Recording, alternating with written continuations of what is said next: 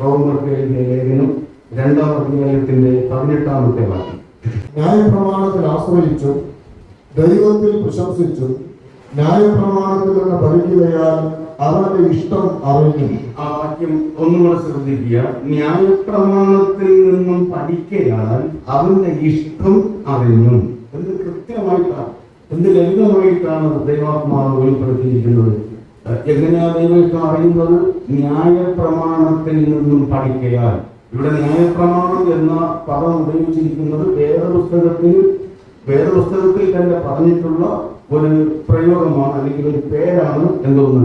ന്യായപ്രമാണം. അപ്പൊ നമുക്ക് ഇങ്ങനെ വിശ്വസിക്കുന്ന ദൈവത്തിന്റെ വചനം, ബൈബിൾ, വേദപുസ്തകത്തിൽ നിന്ന് പഠിക്കണം. അപ്പൊ നമ്മെ കുറിച്ചുള്ള ദൈവഹിതം നമ്മൾ അറിയുന്നതിനുള്ള ഒരു സുപ്രധാനമായ മാർഗം ദൈവത്തിന്റെ വചനം. മനസ്സിലായോ? അപ്പൊ ദൈവവചനത്തിലൂടെയാണ് ദൈവത്തിന്റെ ഇഷ്ടം വെളിപ്പെടുത്തുന്നത്, ദൈവത്തിന്റെ ആലോചനകൾ വെളിപ്പെടുത്തുന്നത്. സഹോദരി സഹോദരന്മാരെ, നമ്മൾ ഈ നാളുകളിൽ ഏതെങ്കിലും ഒരു വിഷയത്തെ കുറിച്ച് അറിയുവാൻ ആഗ്രഹിച്ച് പ്രാർത്ഥിച്ച് നിങ്ങൾ ഒരുങ്ങിയിരിക്കുന്നു, കാത്തിരിക്കുന്നുവെങ്കിൽ നിങ്ങൾക്ക് ദൈവം വെളിപ്പെടുത്തി തരുന്ന ഒരു മാർഗമാണെന്നാണ് ഞാൻ ഈ പറയുന്നത്. അത് ദൈവവചനമാണ്. അതുകൊണ്ട് തന്നെയാണ് വചനത്തിൽ ഇങ്ങനെ നമ്മൾ വായിക്കുന്നത്. 119-ാം സങ്കീർത്തനം 105-ാമത്തെ വാക്യം. എല്ലാവർക്കും അറിയാവുന്ന വാചനമായതുകൊണ്ട് ചേർന്ന് പറയാം. നിന്റെ വചനം എന്റെ കാലിന് ദീപവും പാതയ്ക്ക്. മനസ്സിലാക്കുക. വിഷയത്തോട് ചേർത്ത വാക്യം നോക്കിക്കുക. നിന്റെ വചനം എന്റെ കാലിന് ദീപം. പാത അറിയാതെ നമ്മൾ ഇടറിപ്പോകുന്ന നിലയിൽ കൂരിരുളിന്റെ നടുവിലൂടെ നടക്കുമ്പോൾ ഒരു കൈവെളിച്ചം പോലെ നമ്മുടെ മുമ്പിൽ തെളിഞ്ഞു വരുന്നത് ദൈവവചനമാണ്. അപ്പോൾ വഴി തെറ്റാതെ വഴി ഇതിലെ എന്നുള്ള ദൈവശബ്ദം കേട്ട് വചനമാകുന്ന വെളിച്ചത്തിലൂടെ നമുക്ക് നടത്തുവാൻ കഴിയും. അപ്പൊ ദൈവവചനത്തിലൂടെ ദൈവത്തിന്റെ ഹിതം വെളിപ്പെടുത്തുന്നത് അറിയണമെങ്കിൽ അതിൽ ഒന്നാമത്തെ ഘടകം എന്ന് പറയുന്നത് ഇത് നമ്മൾ എന്ത് ചെയ്യണം? വായിക്കണം. അല്ലാതെ എങ്ങനെ അറിയാം? വചനത്തിലൂടെയുള്ള ദൈവഹിതം അറിയുവാൻ വചനം വായിക്കുക എന്നുള്ളത് അനിവാര്യമായ ഒരു ഘടകമാണ്. വായിക്കാതെ മനസ്സിലാക്കാൻ കഴിയത്തില്ല. ഇന്ന് സ്വപ്നത്തിലൂടെയല്ല എന്നുള്ളത് പ്രത്യേകം ഓർക്കുക. മറ്റെന്തെങ്കിലും മാർഗങ്ങളല്ല. അപ്പൊ നിർബന്ധമായും വിശ്വാസികൾ വേദപുസ്തകം സജീവമായിട്ട് വായിക്കണം. വായിക്കുമ്പോൾ നമ്മൾ ഏതൊരു വിഷയത്തെ കുറിച്ച് അറിയുവാനായിട്ട് ബന്ധം കൊള്ളുന്നുവോ ആ വിഷയത്തെ കുറിച്ച് വ്യക്തത, വെളിച്ചം ദൈവം നമുക്ക് തരും എന്നുള്ളത് ഉറപ്പാണ്. വചനമാണ് ഗ്യാരണ്ടി എന്നുള്ളത് ഓർക്കുക. ഈ ചിന്തകളോടുകൂടെ നമുക്ക് വീണ്ടും ചില വാക്യങ്ങൾ വായിക്കണം. സങ്കീർത്തനങ്ങൾ 37-ന്റെ 6-ാമത്തെ വാക്യം. 37-ാം സങ്കീർത്തനം 6-ാമത്തെ വചനം ശ്രദ്ധിക്കുക. 37-ന്റെ 6. അവൻ നിന്റെ നീതിയെ പ്രഭാതം പോലെയും നിന്റെ ന്യായത്തെ മധ്യാഹ്നം പോലെയും പ്രകാശിപ്പിക്കും. പ്രഭാതം പോലെയും മധ്യാഹ്നം പോലെയും എന്ത് ചെയ്ത് പ്രകാശിപ്പിക്കും. ആ വാക്യം അതുപോലെ മനസ്സിൽ വെച്ചുകൊണ്ട് ഒരു വാക്യം കൂടെ ചേർത്ത് വായിക്കും. സദൃശവാക്യങ്ങൾ 4-18. സദൃശവാക്യങ്ങൾ 4-18-ാമത്തെ വാക്യം.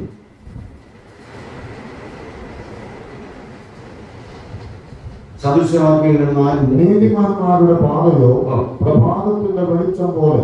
നീതിമാന്മാരുടെ പാതയോ പ്രഭാതത്തിന്റെ വെളിച്ചം പോലെ. നമ്മൾ എന്തുമാണ് വായിച്ച് ഈ വാക്യങ്ങളുടെ ചേർത്ത് വെച്ച് വായിച്ചത്?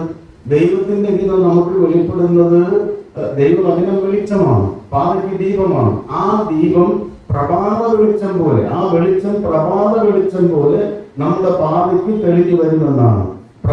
ഒരു വാക്യത്തിൽ വായിച്ചത് പ്രഭാതം മുതൽ ഏതുവരെ? മധ്യാഹ്നം വരെ. പ്രഭാത വെളിച്ചം പോലെ എന്ന് രണ്ടാമത് വായിച്ചിട്ട് പിന്നെ എന്താ പറയുന്നത്? അത് നട്ടുച്ചവരെ ദൈവത്തിന് സ്തോത്രം. വളരെ മനോഹരമായ വാക്യം. ഈ വാക്യത്തിനായി ഞാൻ ദൈവത്തിന് സന്തോഷത്തോടെ സ്തോത്രം ചെയ്യുന്നു. പ്രഭാത വെളിച്ചം പോലെയാണ് അത് നട്ടുച്ചവരെ അധികമായി പ്രകാശിച്ചു വരുന്നു എന്നാണ്. അത് സന്ധ്യ വരെ എന്നല്ല പറയുന്നത്. കണ്ടോ? ഈ രാവിലെ മുതൽ ഉച്ചവരെയും ഉച്ച മുതൽ സന്ധ്യ വരെയുമുള്ള ആ വെയിലിന്റെ അല്ലെങ്കിൽ പ്രകാശത്തിന്റെ പ്രത്യേകത നമുക്കറിയാം. രാവിലെ സൂര്യൻ ഉദിച്ചു വരുന്ന സമയത്തെ വെളിച്ചം എന്ന് പറയുന്നത് ഒരു പ്രത്യേക പരിണത്തിലാണ്.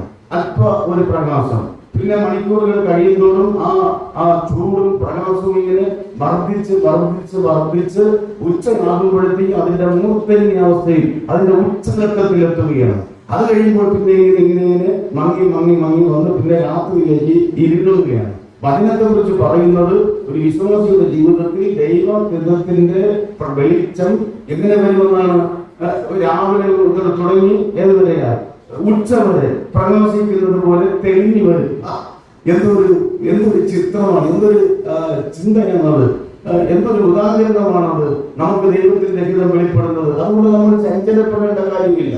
ഏതെങ്കിലും ഒരു വിഷയത്തെ കുറിച്ച് നമ്മൾ ആഗ്രഹിച്ച് പ്രാർത്ഥിച്ച് ചിന്തിച്ചുകൊണ്ടിരിക്കുമ്പോൾ ആ കാര്യത്തിൽ ഒരു അവ്യക്തതയല്ല, വ്യക്തത, ക്ലാരിറ്റി ഉണ്ടാകുമെന്ന് ദൈവം അതിന്റെ പൂർണ്ണത നമുക്ക് വെളിപ്പെടുത്തി തരുമെന്ന്. എങ്ങനെ? പ്രഭാത വെളിച്ചം ഉദിച്ചുദിച്ച് അതിന്റെ ആ ഉച്ചഘട്ടത്തിൽ എത്തുന്നത് പോലെ വിഷയത്തെ കുറിച്ചുള്ള ഒരു ക്ലാരിറ്റി നമുക്ക് തരും. എന്തെല്ലാം കാര്യങ്ങളാണ് വചനത്തിലൂടെ നമുക്ക് വെളിപ്പെടുത്തി തന്നിരിക്കുന്നത്.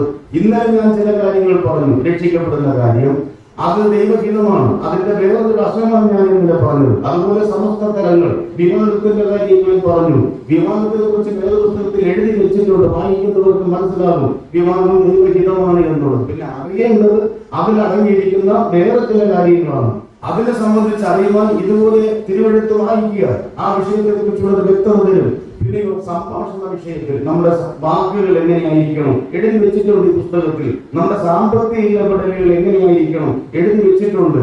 സാമ്പത്തിക സ്ഥിതിയെ കുറിച്ച്, അതുപോലെ നമ്മുടെ സദാചാരപരമായ കാര്യങ്ങൾ എങ്ങനെയായിരിക്കണം എഴുതി വെച്ചിട്ടുണ്ട് ഈ പുസ്തകത്തിൽ. അതുപോലെ സുവിശേഷം ഒരു വിശ്വാസി മറ്റുള്ളവരോട് പങ്കുവയ്ക്കണം എന്നുള്ളതിന് ഇനി വേഗത്തിൽ നിന്ന് ചിന്തിക്കേണ്ട കാര്യമില്ല. എന്തുകൊണ്ടെന്നാൽ രക്ഷിക്കപ്പെട്ട മുഴുവൻ സഹോദരി സഹോദരന്മാരെയും കുറിച്ച് ദൈവം ആഗ്രഹിക്കുന്നത് രക്ഷിക്കപ്പെട്ട എല്ലാവരും തന്നെ സുവിശേഷം മറ്റുള്ളവരോട് എന്ത് ചെയ്യണം? പങ്കുവയ്ക്കണം. നമുക്കറിയാം 1 പത്രോസ് 2:9 നിങ്ങളോ അന്ധകാരത്തിൽ നിന്ന് തന്റെ അത്ഭുത പ്രകാശത്തിലേക്ക് വിളിച്ചവന്റെ സദ്ഗുണങ്ങൾ ഘോഷിപ്പാൻ തക്കവണ്ണം തിരഞ്ഞെടുക്കപ്പെട്ട ഒരു ജാതിയും രാജകീയ പുരോഹിതവർക്കും. പക്ഷേ സുവിശേഷം അറിയിക്കണമെന്നുള്ളത് എല്ലാവരെയും കുറിച്ചുള്ള ദൈവഹിതം. പക്ഷേ പൂർണ്ണസമയം സുവിശേഷകനാകണമെന്നുള്ളത് എല്ലാവരെയും കുറിച്ചുള്ള ദൈവഹിതം അല്ല. അപ്പോൾ പൂർണ്ണസമയം സുവിശേഷകനാകണോ എന്നുള്ളതിൽ ദൈവത്തിന്റെ ഹിതമുണ്ടോ എന്ന് അത് ആകാൻ ആഗ്രഹിക്കുന്ന ഒരാൾ എന്ത് ചെയ്യേണ്ടിയിരിക്കുന്നു? അറിയേണ്ടിയിരിക്കുന്നു. നിങ്ങൾക്ക് മനസ്സിലാകുന്നുണ്ടെന്ന് ഞാൻ അല്ല ഇരിപ്പ് കണ്ടപ്പോൾ തന്നെ നിങ്ങളെല്ലാം അതുപോലെ മനസ്സിലാക്കുന്നുണ്ടെന്ന് എനിക്ക് തോന്നുന്നു. അപ്പോ അതുകൊണ്ട് മനസ്സിലാക്കണം, അതിനെക്കുറിച്ച് വ്യക്തത വരണം.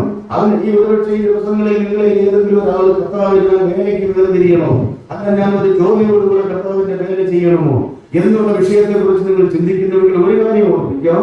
നിങ്ങൾ വേദനിക്കാനും ഇല്ലെങ്കിലും സുവിശേഷം പറയണം എന്നുള്ളത് എല്ലാവരെയും കുറിച്ചുള്ള ദൈവത്തിന്റെ പൊതുവായ ഉദ്ദേശ്യമാണ്. എന്നാൽ ഈ വേലയ്ക്കായിട്ട് മാത്രം ഞാൻ വേദനിക്കണമോ എന്നുള്ളതിനെ കുറിച്ച് ദൈവം അറിയുക. അതെങ്ങനെയാണ്?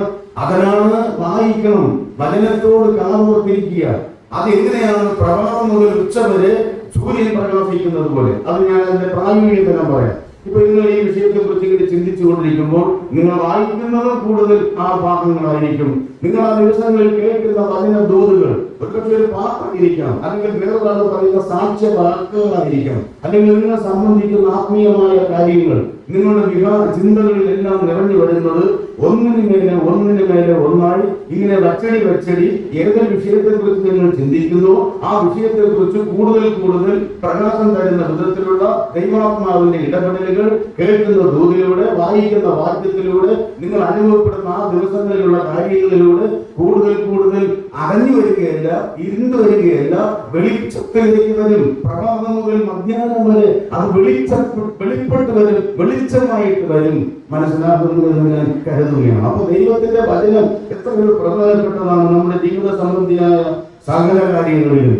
ഞാൻ പറയട്ടെ, ചില ഇടങ്ങളിലൊക്കെ വായിച്ച് പ്രാർത്ഥിച്ച് നോട്ടൊക്കെ തയ്യാറാക്കി അവിടെ ചെന്ന് ഇരിക്കുമ്പോൾ പാട്ട് തുടങ്ങി വരുമ്പോൾ ഒരുപാട് വട്ടം എന്റെ അനുഭവം പറയാം, ആ വിഷയം പൂർണ്ണമായും മാറ്റാനായി എന്റെ ഉള്ളിൽ ഒരു പ്രത്യേകമായ ഒരു നടത്തിപ്പുണ്ടായിട്ടുണ്ട്. അപ്പോൾ അവിടെ ഇരുന്ന് നേരത്തെ ചിന്തിച്ചിട്ടുള്ളതും ഓർത്തിട്ടുള്ളതുമായ ചില വിഷയങ്ങൾ മനസ്സിലിങ്ങനെ വളരെ പൂർണ്ണ രൂപത്തിൽ വെളിച്ചം ലഭിക്കും. ആ വിഷയം പറയും. സ്തോത്രത്തിനായിട്ട് പറയട്ടെ, ഒരുങ്ങി തയ്യാറാക്കി കൊണ്ടുവന്ന വിഷയം പറയുന്നതിനേക്കാൾ അത്ര ഒരുക്കമില്ലാതെ അവിടെ ചെന്ന ആ ദൈവാത്മാ അപ്പോൾ തന്നെ നടത്തിപ്പിൽ പറയുന്ന വിഷയം വളരെ കൃപയോടുകൂടെ ശുശ്രൂഷിക്കുവാൻ എനിക്കിടയായിട്ടുണ്ട്. അതിന്റെ അനുഭവം നിങ്ങളിൽ പലർക്കും ഉണ്ടായിട്ടുണ്ടായിരിക്കാം. അതായത് എന്റെ ഇഷ്ടമല്ല, ആ വിഷയത്തെ കുറിച്ചുള്ള ആരുടെ ഇഷ്ടമാണ്? അത് ദൈവത്തിന്റെ ഇഷ്ടമാണ്. അതൊരു നടത്തിപ്പാണ്. അതുപോലെ വചനം കേൾക്കുമ്പോൾ ചില ഇടങ്ങളില് ഞങ്ങളുടെ ആ ജില്ലയിൽ ഏതാണ്ട് 10-15-ലധികം സ്ഥലസഭകളിൽ നിരന്തരം മാറി മാറി പോയി ബൈബിൾ ക്ലാസ് എടുക്കുന്ന ആളാണ്. അപ്പൊ ചില ഇടങ്ങളിൽ ചില പ്രത്യേക വിഷയങ്ങൾ പഠിപ്പിക്കുന്നു, ചില ഇടങ്ങളിൽ അപ്പോഴെപ്പോൾ പോകുമ്പോൾ പ്രകാശം കിട്ടുന്ന വിഷയങ്ങൾ പറയാറുണ്ട്. ചില അനുഭവങ്ങൾ എന്റെ ജീവിതത്തിൽ ഉണ്ടായിട്ടുണ്ട്. ചില ശുശ്രൂഷകൾ കഴിഞ്ഞ് വീട്ടിൽ പോകുമ്പോൾ അവിടെയുള്ള സുവിശേഷകൻ വിളിച്ച് പറയും, എന്തായാലും എനിക്ക് പണി തന്നിട്ടാണ് പോയത്, എനിക്ക് പണി തന്നിട്ടാണ്. എന്താ കാര്യമുള്ളത്? അത് ഈ വിഷയം ഇന്ന് ഇവിടെ പറയാനായി ഞാൻ നിങ്ങളോട് നേരത്തെ വിളിച്ച് ഏർപ്പാട് ചെയ്തിട്ട് പറഞ്ഞതെന്ന് തന്നെ ഇവിടെ പറയും. കാരണം അത്ര നഗ്നമായിട്ടാണ് കാര്യങ്ങൾ ഇവിടെ ബ്രദർ പറഞ്ഞത്. ബ്രദർ പറഞ്ഞ വിഷയം ഇപ്പോൾ ഇവിടെ നടന്നുകൊണ്ടിരിക്കുകയാണ്. എന്നാൽ ഞാൻ ഈ വേദപുസ്തകത്തെ സാക്ഷിയാക്കിക്കൊണ്ട് നിങ്ങളോട് പറയാം, അങ്ങനെ ഒരാളും എന്നോട് പറഞ്ഞ് ആ പറഞ്ഞതിന് പ്രകാരം ഇന്ന് വരെ ഒരു സ്ഥലത്ത് ഞാൻ ശുശ്രൂഷിച്ചിട്ടില്ല എന്നത് ദൈവം മുമ്പാകെ സാക്ഷിയായി നിങ്ങളോട് പറയുന്നു. പറയാൻ പറ്റത്തില്ല, പറയാൻ എനിക്ക് ഒക്കത്തുമില്ല.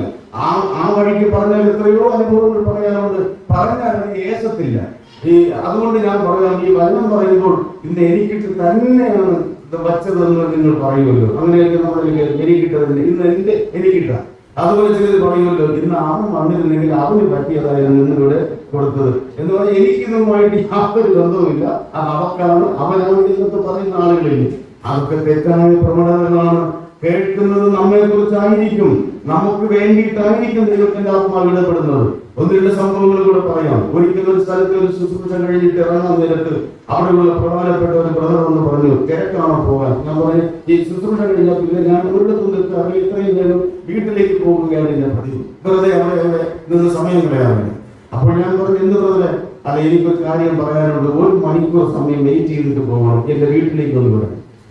ഒരു അപൂർവമായ ഒരു കാര്യമാണ്, കാലങ്ങളായി അറിയാവുന്ന ഒരു സഹോദരനാണ്. അങ്ങനെ ഞാൻ അദ്ദേഹത്തിന്റെ വീട്ടിൽ ചെന്നു. ഈ ക്ലാസ്സിൽ അവർ ഭാര്യയും ഭർത്താവും ഉണ്ടായിരുന്നു. വീട്ടിൽ ചെന്ന് പിന്നീട് സംസാരിച്ചു തുടങ്ങിയത് ആ ക്ലാസ്സിൽ എടുത്ത വിഷയമായിരുന്നു. അവർ തമ്മിലുള്ള അതിഭയങ്കരമായ പ്രശ്നം, പൊട്ടിത്തെറിയും ഒരു വലിയ പിളർപ്പിന്റെ വാക്കിലേക്ക് അവർ എത്തി നിൽക്കുകയായിരുന്നു. ഇതിന് ഇവർക്ക് രണ്ടുപേർക്ക് സംശയം, ഇതിൽ ആരെങ്കിലും ചുമത്തി കൊടുത്തിട്ടാണോ ഇതിനെ പറഞ്ഞത് എന്നുള്ളതായിരുന്നു അവരുടെ ഒരു പ്രധാനപ്പെട്ട സംശയം. ചിന്തിരുന്ന കാര്യങ്ങൾ സംസാരിച്ച് വന്നിട്ടുണ്ടെങ്കിൽ അങ്ങനെയൊന്നും അല്ല എന്നുള്ളത് അവർക്ക് മനസ്സിലായി. പിന്നെ അവർക്ക് വേണ്ടി പ്രാർത്ഥിക്കുവാനും കാര്യങ്ങൾ ഒരു ധാരണയിലെത്തി ഒരു പരുവത്തിൽ ആശ്വാസത്തോടുകൂടെ ഇറങ്ങാനുള്ള അവസരം ദൈവം തരികയും ചെയ്യുന്നു. അതുപോലെ തന്നെ ചില പെൺകുട്ടികളുടെ വിഷയത്തിൽ അതൊക്കെ എന്താണെന്ന് ഞാനിവിടെ പറയുന്നില്ല. ചിലരുടെ ജീവിതത്തിന്റെ അവസാന നിമിഷം ഇതായാലും ചിന്തിച്ചു കൊണ്ടിരുന്ന ചില സന്ദർഭങ്ങൾ പിന്നീട് അവരിലൂടെ കേൾക്കാൻ കഴിഞ്ഞിട്ടുണ്ട്. അതൊക്കെ വചനത്തിലൂടെ ഉള്ള ഇടപെടലുകളാണ് എന്നാണ് ഞാൻ പറഞ്ഞു വരുന്നത്. അല്ലാതെ നമ്മൾ മനഃപൂർവ്വം ആർക്കും വേണ്ടി ഒന്നും പറയേണ്ട കാര്യമില്ല. അങ്ങനെ പറയാതെ തന്നെ ദൈവ വചനത്തിന് ഒരു വലിയ ശക്തി കൊണ്ട് ആളുകളുടെ ഹൃദയത്തെ എന്ത് ചെയ്യുവാനാണ്? സ്വാധീനിക്കുവാണ്. ഇങ്ങനെ ഒരു കഥ ഞാൻ കേട്ടിട്ടുണ്ട്. ഒരിക്കലൊരു ഇടവകയിലെ ശുശ്രൂഷകൻ സഭാംഗങ്ങളെല്ലാം ബുദ്ധിപ്രസംഗിക്കുന്നു എന്നൊരു ആരോപണം ഉണ്ടായിട്ട് അദ്ദേഹത്തെ ആ സഭയിൽ നിന്ന് മാറ്റിയിട്ട് വേറെ ആളിനെ അവിടെ ആക്കണമെന്ന് സഭയുടെ മേലധ്യക്ഷനോട് സഭാംഗങ്ങൾ എല്ലാവരും കൂടെ ലെറ്റർ കൊടുത്തു. അപ്പോൾ ആ പരാതി ശരിയാണോ എന്ന് അറിയാൻ വേണ്ടി മേലധ്യക്ഷൻ സഭാ ശുശ്രൂഷകനോട് അറിയിച്ചിട്ട് സഭയിൽ ശുശ്രൂഷയ്ക്ക് വന്നു. എന്നിട്ട് അദ്ദേഹത്തോട് പറഞ്ഞു, ഇതൊന്ന് പരീക്ഷിക്കാൻ വേണ്ടിയിട്ട് അദ്ദേഹത്തോട് പറഞ്ഞു, ഇന്നത്തെ പ്രസംഗ വിഷയം ഞാനാണ് തരുന്നത്, താങ്കൾ പ്രസംഗിക്കണമെന്ന് പറഞ്ഞു. അപ്പൊ അത് ഈ ശുശ്രൂഷകൻ പറഞ്ഞു, ഓക്കെ, അത് മതി, ഞാൻ തരുന്ന വിഷയം പ്രസംഗിച്ചോളാം. അപ്പൊ വിഷയം നേരത്തെ കൊടുത്താലും പ്ലാൻ ചെയ്ത് ഒന്നിങ്ങനെ കുത്തുകയുള്ളൂ. അതുകൊണ്ട് പ്രസംഗ വിഷയം പ്രസംഗിക്കാൻ എണ്ണിക്കാൻ സമയത്ത് എന്ത് ചെയ്തിട്ടുള്ളൂ? തരപ്പെടുള്ളൂ. അങ്ങനെ പുള്ളി പ്രസംഗിക്കാൻ മറ്റ് മുഖവര കാര്യങ്ങളെല്ലാം കഴിഞ്ഞിട്ട് പ്രസംഗിക്കാൻ എണ്ണിക്കാൻ സമയത്ത് പറഞ്ഞു, പ്രസംഗത്തിന്റെ വിഷയം 31 അപ്പൊ എവിടെയിട്ട് കുത്തുമെന്ന് അറിയണമല്ലോ. അതുകൊണ്ട് ഈ പുള്ളി ഈ വാക്കുമായിട്ട് ഇങ്ങനെ രംഗത്തേക്ക് വന്നിട്ട് പറഞ്ഞു, ആദ്യം ദൈവം, പിന്നെ ആകാശവും ഭൂമിയും സൃഷ്ടിച്ചു, അല്ലാതെ ഈ അച്ഛന്മാരെല്ലാം സൃഷ്ടിച്ചത്, അല്ലാതെ ഇവിടെ ഇരിക്കുന്ന ആരെല്ലാം സൃഷ്ടിച്ചത് എന്ന് പുള്ളി തുടങ്ങിയതാണ്. ഈ പഠിക്കുന്ന പട്ടിക്ക് എന്താ തലക്കെട്ടാന്ന് പറഞ്ഞതുപോലെ കുത്തുന്നവർക്ക് ഇനി എന്ത് കൊടുത്താലും എവിടെ കൊടുത്താലും ഏത് വഴിക്കിട്ട് ഒരു കുത്താലും അത് വേറൊരു കാര്യം. അതുകൊണ്ട് നമ്മൾ അതിനെ കുത്താൻ പോകുന്നത്, നമ്മൾ കുത്തിയാൽ വേണ്ടോളം ഏൽക്കുകയില്ല. അല്ല, അവൻ വന്ന് നീതിയെ കുറിച്ചും പാപത്തെ കുറിച്ചും നീതിയെ കുറിച്ചും ന്യായവിനെ കുറിച്ചും എന്താ ഈ ബോധം വരുത്തുന്നത് എന്റെയും നിങ്ങളുടെയും പ്രവൃത്തിയല്ല, അത് ദൈവത്തിന്റെ പ്രവൃത്തിയാണ്. ദൈവം ബോധം വരുത്തിയാൽ നീ ബോധവാനായി തീരും, അതിൽ ക്രമമുണ്ടാകും. അപ്പോൾ ചോദിക്കും, യജമാനന്മാരെ ഞങ്ങൾ എന്ത് ചെയ്യും? രക്ഷിക്കപ്പെടേണ്ടവർ രക്ഷിക്കപ്പെടുവാൻ എന്ത് ചെയ്യണമെന്ന് ചോദിക്കും. ക്രമപ്പെടേണ്ടവർ ക്രമപ്പെട്ടിട്ടേ പോകൂ, അല്ലാതെ പോകത്തില്ല. ദൈവാത്മാവിന്റെ ശക്തമായ വ്യാപാരം നമ്മുടെ ശുശ്രൂഷകളിൽ ഉണ്ടായാൽ, അതായത് വചനം വെളിപ്പെടുത്തുമ്പോൾ ഉണ്ടായാൽ. അതുകൊണ്ട് വചനത്തിലൂടെയാണ് ദൈവം ഇടപെടുന്നത്. വചനം വായിക്കണം, അത് കേൾക്കണം. ആ വചനമാകുന്ന വെളിച്ചത്തിലൂടെ ദൈവം വിഷയത്തിലേക്ക് ഒരു വ്യക്തതയും ഉറപ്പും തരും, അതിന് സംശയമില്ല. അതുകൊണ്ട് ഏതെങ്കിലും വിഷയത്തിൽ അങ്ങനെ നിങ്ങൾ ആയിരിക്കുന്നുവെങ്കിൽ ദൈവത്തിന്റെ ആത്മാവ് ഈ വചനമാകുന്ന വെളിച്ചം ഇന്ന് നിങ്ങളുടെ കുടുംബത്തിലും വ്യക്തി ജീവിതത്തിലും ധാരാളം പ്രകാശിപ്പിക്കട്ടെ എന്ന പ്രാർത്ഥനയോടുകൂടി ഞാൻ രണ്ടാം ഘട്ടത്തിലേക്ക് വരികയാണ്. അപ്പൊ രണ്ടാമത് ദൈവത്തിന്റെ ആത്മാവ് നമുക്ക് ദൈവഹിതം വെളിപ്പെടുത്തുന്ന രണ്ടാമത്തെ മാർഗം യെശയ്യാവിന്റെ പ്രവചനം 30:21 ഗലാത്യർ 5:16 രണ്ടും സമാന ആശയമുള്ള വാക്യങ്ങളാണ് നമുക്ക് വായിക്കാം. യെശയ്യാവ് 30:21 നോക്കിക്കേ. നിങ്ങൾ വലത്തോട്ടോ ഇടത്തോട്ടോ തിരിയുമ്പോൾ വഴി ഇതാകുന്നു, ഇതിൽ നടന്നു വഴി എന്നൊരു വാക്ക് പിറകിൽ നിന്ന് കേൾക്കും. ഗലാത്യർ 5:16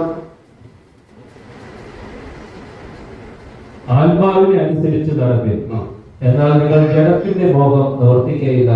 ഇവിടെ എന്തുവാ ഈ രണ്ട് വാക്യങ്ങളിലൂടെ നമുക്ക് ലഭിക്കുന്ന സത്യം? നിങ്ങൾ വലത്തോട്ടോ ഇടത്തോട്ടോ തിരിയുമ്പോൾ എന്ത് ചെയ്യുമെന്നാണ്? വഴി ഇതാകുന്നു, ഇതിലേ നടന്നുകൊള്ളുകയും എന്ന് പുറകിൽ നിന്ന് ഒരു വാക്ക് നിങ്ങൾ കേൾക്കും. എന്നിട്ട് ഗലാത്യർ വായിക്കുന്നത് ആത്മാവിനെ അനുസരിച്ച് നടപ്പിൽ. ആത്മാവ് നമ്മെ നടത്തും.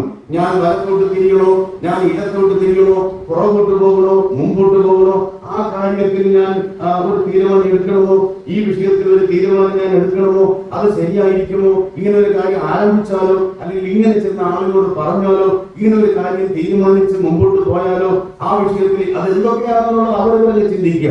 ഇങ്ങനെ പല വിഷയങ്ങളെ കുറിച്ച് നമ്മളൊരു വ്യക്തത കിട്ടാതെ ചിന്തിച്ച് ചാഞ്ചല്യപ്പെട്ടുകൊണ്ടിരിക്കുമ്പോൾ പുറകിൽ നിന്ന് ഒരു ചെറിയ ശബ്ദം, പുറകിൽ നിന്നൊരു ശബ്ദം നമ്മുടെ ഉൾത്താരത്തിൽ സംസാരിക്കുകയാണ്, ഉള്ളിന്റെ ഉള്ളിൽ ഇടപെടുകയാണ്.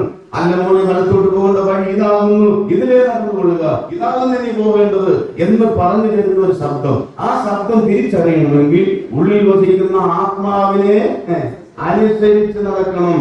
ദൈവാത്മാവിന്റെ അശബ്ദമാണ്. ദൈവാത്മാവുള്ളവൻ ദൈവത്തിന്റെ മകനാണ്. രക്ഷിക്കപ്പെട്ട ഓരോ ദൈവമക്കൾക്കും ദൈവത്തിന്റെ ആത്മാവ് ഉണ്ട്. ആ ആത്മാവ് അവന്റെ ഉള്ളിൽ വസിക്കുന്നു. എന്തിന്? അവനെ സകല സത്യത്തിൽ വഴി നടത്തുവാൻ വേണ്ടിയിട്ടാണ്. ദൈവഹിതത്തിലേക്ക് അവനെ നടത്തുവാൻ വേണ്ടിയിട്ട് ദൈവം പുതിയ നിയമത്തിൽ നമുക്ക് തന്നിരിക്കുന്ന അനുഗ്രഹീതമായ ഒരു മാർഗമാണ് ദൈവത്തിന്റെ പരിശുദ്ധാത്മാവ്. ആ പരിശുദ്ധാത്മാവിനെ ദുഃഖിപ്പിക്കാതെ, പരിശുദ്ധാത്മാവിനെ കെടുത്താതെ, പരിശുദ്ധാത്മാവ് നമ്മുടെ ഉള്ളിൽ ഉജ്ജ്വലമായി ഗ്രഹിക്കത്തക്ക വിധത്തിൽ ആത്മാവിന് നിറയപ്പെട്ട് ആത്മാവിനനുസരിച്ച് ജീവിക്കുന്ന ഒരു വിശ്വാസിക്ക് തീർച്ചയായും ആത്മാവിന്റെ ശബ്ദം കേൾക്കാം. ആത്മാവ് സഭകളോട് പറയുന്നത് ആത്മാവിന്റെ ശബ്ദം കേൾക്കാനുള്ള ഒരു ചെവി നമുക്കുണ്ടായിരുന്നാൽ തീർച്ചയായിട്ടും ദൈവഹിതം അറിയാൻ എളുപ്പമായ ഒരു മാർഗമാണ് ആത്മാവിന്റെ ശബ്ദം. ഇനി ആത്മാവ് അങ്ങനെ നടത്തുമോ? അങ്ങനെ ആത്മാവ് പറഞ്ഞു തരുമോ? അപ്പോസ്തലപ്രവൃത്തികളുടെ പുസ്തകത്തിൽ എത്രയോ കാര്യങ്ങളുണ്ട്, അതൊക്കെ നമുക്കറിയാം. ഒന്ന് ഓർത്ത് വായിച്ച് കേട്ട് നമുക്ക് മുമ്പോട്ട് പോകാം. ഒന്നാമത് മർക്കോസ് 1:12 വാക്യം നോക്കിക്കേ. മർക്കോസ് 1:12 കർത്താവോടുള്ള ആത്മാവ് അനന്തരം ആത്മാവ് അവനെ മരുഭൂമിയിലേക്ക് പോകുവാൻ നിർബന്ധിച്ചു. ആത്മാവ് നിർബന്ധിക്കുന്ന പരിശുദ്ധാത്മാവ് വിവരിക്കുവാനായിട്ട് പറ്റുകയില്ല. ഇനി അപ്പോസ്തല പ്രവൃത്തികൾ 15:28 നോക്കിക്കേ. അപ്പോസ്തല പ്രവൃത്തികൾ 15:28 ആത്മാവ് എങ്ങനെയാണ് നമ്മോട് ഇടപെടുന്നതെന്ന് നോക്കാം. ഒന്ന് നിങ്ങളുടെ മേൽ ചുമത്തരുതെന്ന് പരിശുദ്ധാത്മാവിനും ഞങ്ങൾക്കും ഞങ്ങൾക്ക് തോന്നിപ്പിക്കുന്നു. എനിക്ക് തോന്നി, പരിശുദ്ധാത്മാവ് തോന്നിപ്പിക്കും. ഇതിനകത്ത് എടുത്തു പറയാം, പരിശുദ്ധാത്മാവും തോന്നിപ്പിക്കും. ചില വിഷയങ്ങളിൽ പിശാചും നമ്മളെ തോന്നിപ്പിക്കും. പഴയ നിയമത്തിൽ ധാരാളം ദുഷ്ടങ്ങളുണ്ട്. അതാണ് ഇത് തിരിച്ചറിയണം. നമ്മൾ ആദ്യത്തെ ദിവസം ഒരു വാക്ക് കേട്ടതാണ്, നന്മയും പ്രസാദവും പൂർണ്ണതയുമുള്ള ദൈവം ഇന്നതെന്ന് തിരിച്ചറിയണം. അപ്പൊ ഇത് ആത്മാവാണോ എന്നെ തോന്നിപ്പിക്കുന്നതെന്നും അല്ല ഇത് പിശാചിനെ തോന്നിപ്പിക്കുന്നതാണോ എന്നും അല്ല മറ്റേതെങ്കിലും കരങ്ങളാണ് എന്നെ തോന്നിപ്പിക്കുന്നതാണോ എന്നും ചെരിഞ്ഞറിയണം. ഭേദാഭേദങ്ങളെ വിവേചിച്ചറിയണം. ആത്മാവ് തോന്നിപ്പിക്കുന്ന ആത്മാവാണ്. പിന്നെയോ അപ്പോസ്തല പ്രവൃത്തികൾ 14:6 വാക്യം വായിച്ചാൽ അവർ ആശ്രയിൽ വചനം പ്രസംഗിക്കരുതെന്ന് പരിശുദ്ധാത്മാവ് വിലക്കുകയാൽ ഇനിയും ഇതുപോലെ സമാനമായ പല വാക്യങ്ങൾ അപ്പോസ്തല പ്രവൃത്തികളുടെ പുസ്തകത്തിലുണ്ട്. ഇവിടെ ഇരിക്കുന്ന നിങ്ങൾക്കും സിംഹപാനം ആളുകൾക്കും അതൊക്കെ അറിയാമെന്ന് ഓർത്തുകൊണ്ട് ഞാൻ വിവരിക്കുന്നില്ല. ഒരു വാക്കും കൂടെ ചേർത്ത് പറയാം. ലേഖനത്തിൽ നിന്ന് 1 തീമോഥെയോസ് 4:1 വാക്യം. 1 തീമോഥെയോസ് 4:1 വാക്യം. എന്നാൽ ഭാവികാലത്ത് ചില വ്യാജാത്മാക്കളെയും ഭൂതങ്ങളുടെ ഉപദേശങ്ങളെയും ആശ്രയിച്ച് ഭോഷ്ക് പറയുന്നവരുടെ കപടത്താൽ വിശ്വാസം തിരിക്കുമെന്ന് ആത്മാവ് തെളിവായി പറയുന്നു. പരിശുദ്ധാത്മാവ് തെളിവായി പറയും. നിങ്ങൾക്കറിയാം, ഫിലിപ്പോസിനോട് ദൈവാത്മാവ് തെളിവായി പറഞ്ഞതിന്റെ ഫലമായിട്ടാണ് എത്യോപ്യയിലെ ഒരു രാഷ്ട്രീയ പ്രമുഖൻ എന്ത് ചെയ്യപ്പെടുന്നത്, രക്ഷിക്കപ്പെടുന്നത്, സ്നാനപ്പെടുന്നത്. അതുപോലെ തന്നെ കൊർന്നല്യോസ് കുടുംബവും രക്ഷിക്കപ്പെടുവാൻ ഇടയായത് പത്രോസിന്റെ ഹൃദയത്തിൽ പരിശുദ്ധാത്മാവ് തെളിവായി സംസാരിച്ചത് കൊണ്ടാണ്. ഈ രണ്ട് സംഭവങ്ങളും അവർക്ക് ആദ്യം സംശയം ഉണ്ടായിരുന്നു. ഞാൻ പോകണോ, ഞാൻ ചെന്ന് പറയണോ എന്ന്. രണ്ട് പ്രമുഖരായ ആളുകളാണെന്ന് ഓർക്കണേ. അവർ ആ സമയം വന്നപ്പോൾ പരിശുദ്ധാത്മാവ് തെളിവായി സംസാരിച്ചു. അല്ലെങ്കിൽ കർത്താവിന്റെ വേലക്കാരെ നമുക്ക് ചിന്തിക്കാം. നമ്മോട് ദൈവത്തിന്റെ ആത്മാവ് പറയുന്ന ആ ശബ്ദം തെളിവായി കേൾക്കാൻ ആകട്ടെ. തെളിവായി സംസാരിക്കുന്നവനാണ്. ആത്മാവിന്റെ ശബ്ദം തിരിച്ചറിഞ്ഞ് മുമ്പോട്ട് പോയാൽ ആ ജീവിതം നമുക്ക് ഫലകരമായി തന്നെ തീരും. അത് വിജയകരമായി തന്നെ തീരും. അത് പരാജയത്തിൽ ഉപ്പുകൂട്ടുകയില്ല എന്നുള്ളത് വ്യക്തമായ ഒരു വസ്തുതയാണ്. ഞാൻ ഇതിന് നല്ലൊരു ദൃഷ്ടാന്തം പറയാം. വേദപുസ്തകത്തിൽ നിന്ന് തന്നെ രൂത്തിന്റെ പുസ്തകം 3-ാം അധ്യായം 1-ാമത്തെ വാക്യം വായിച്ചാട്ടെ. രൂത്തിന്റെ പുസ്തകം 2:3 വാക്യം. 2:3 വാക്യം.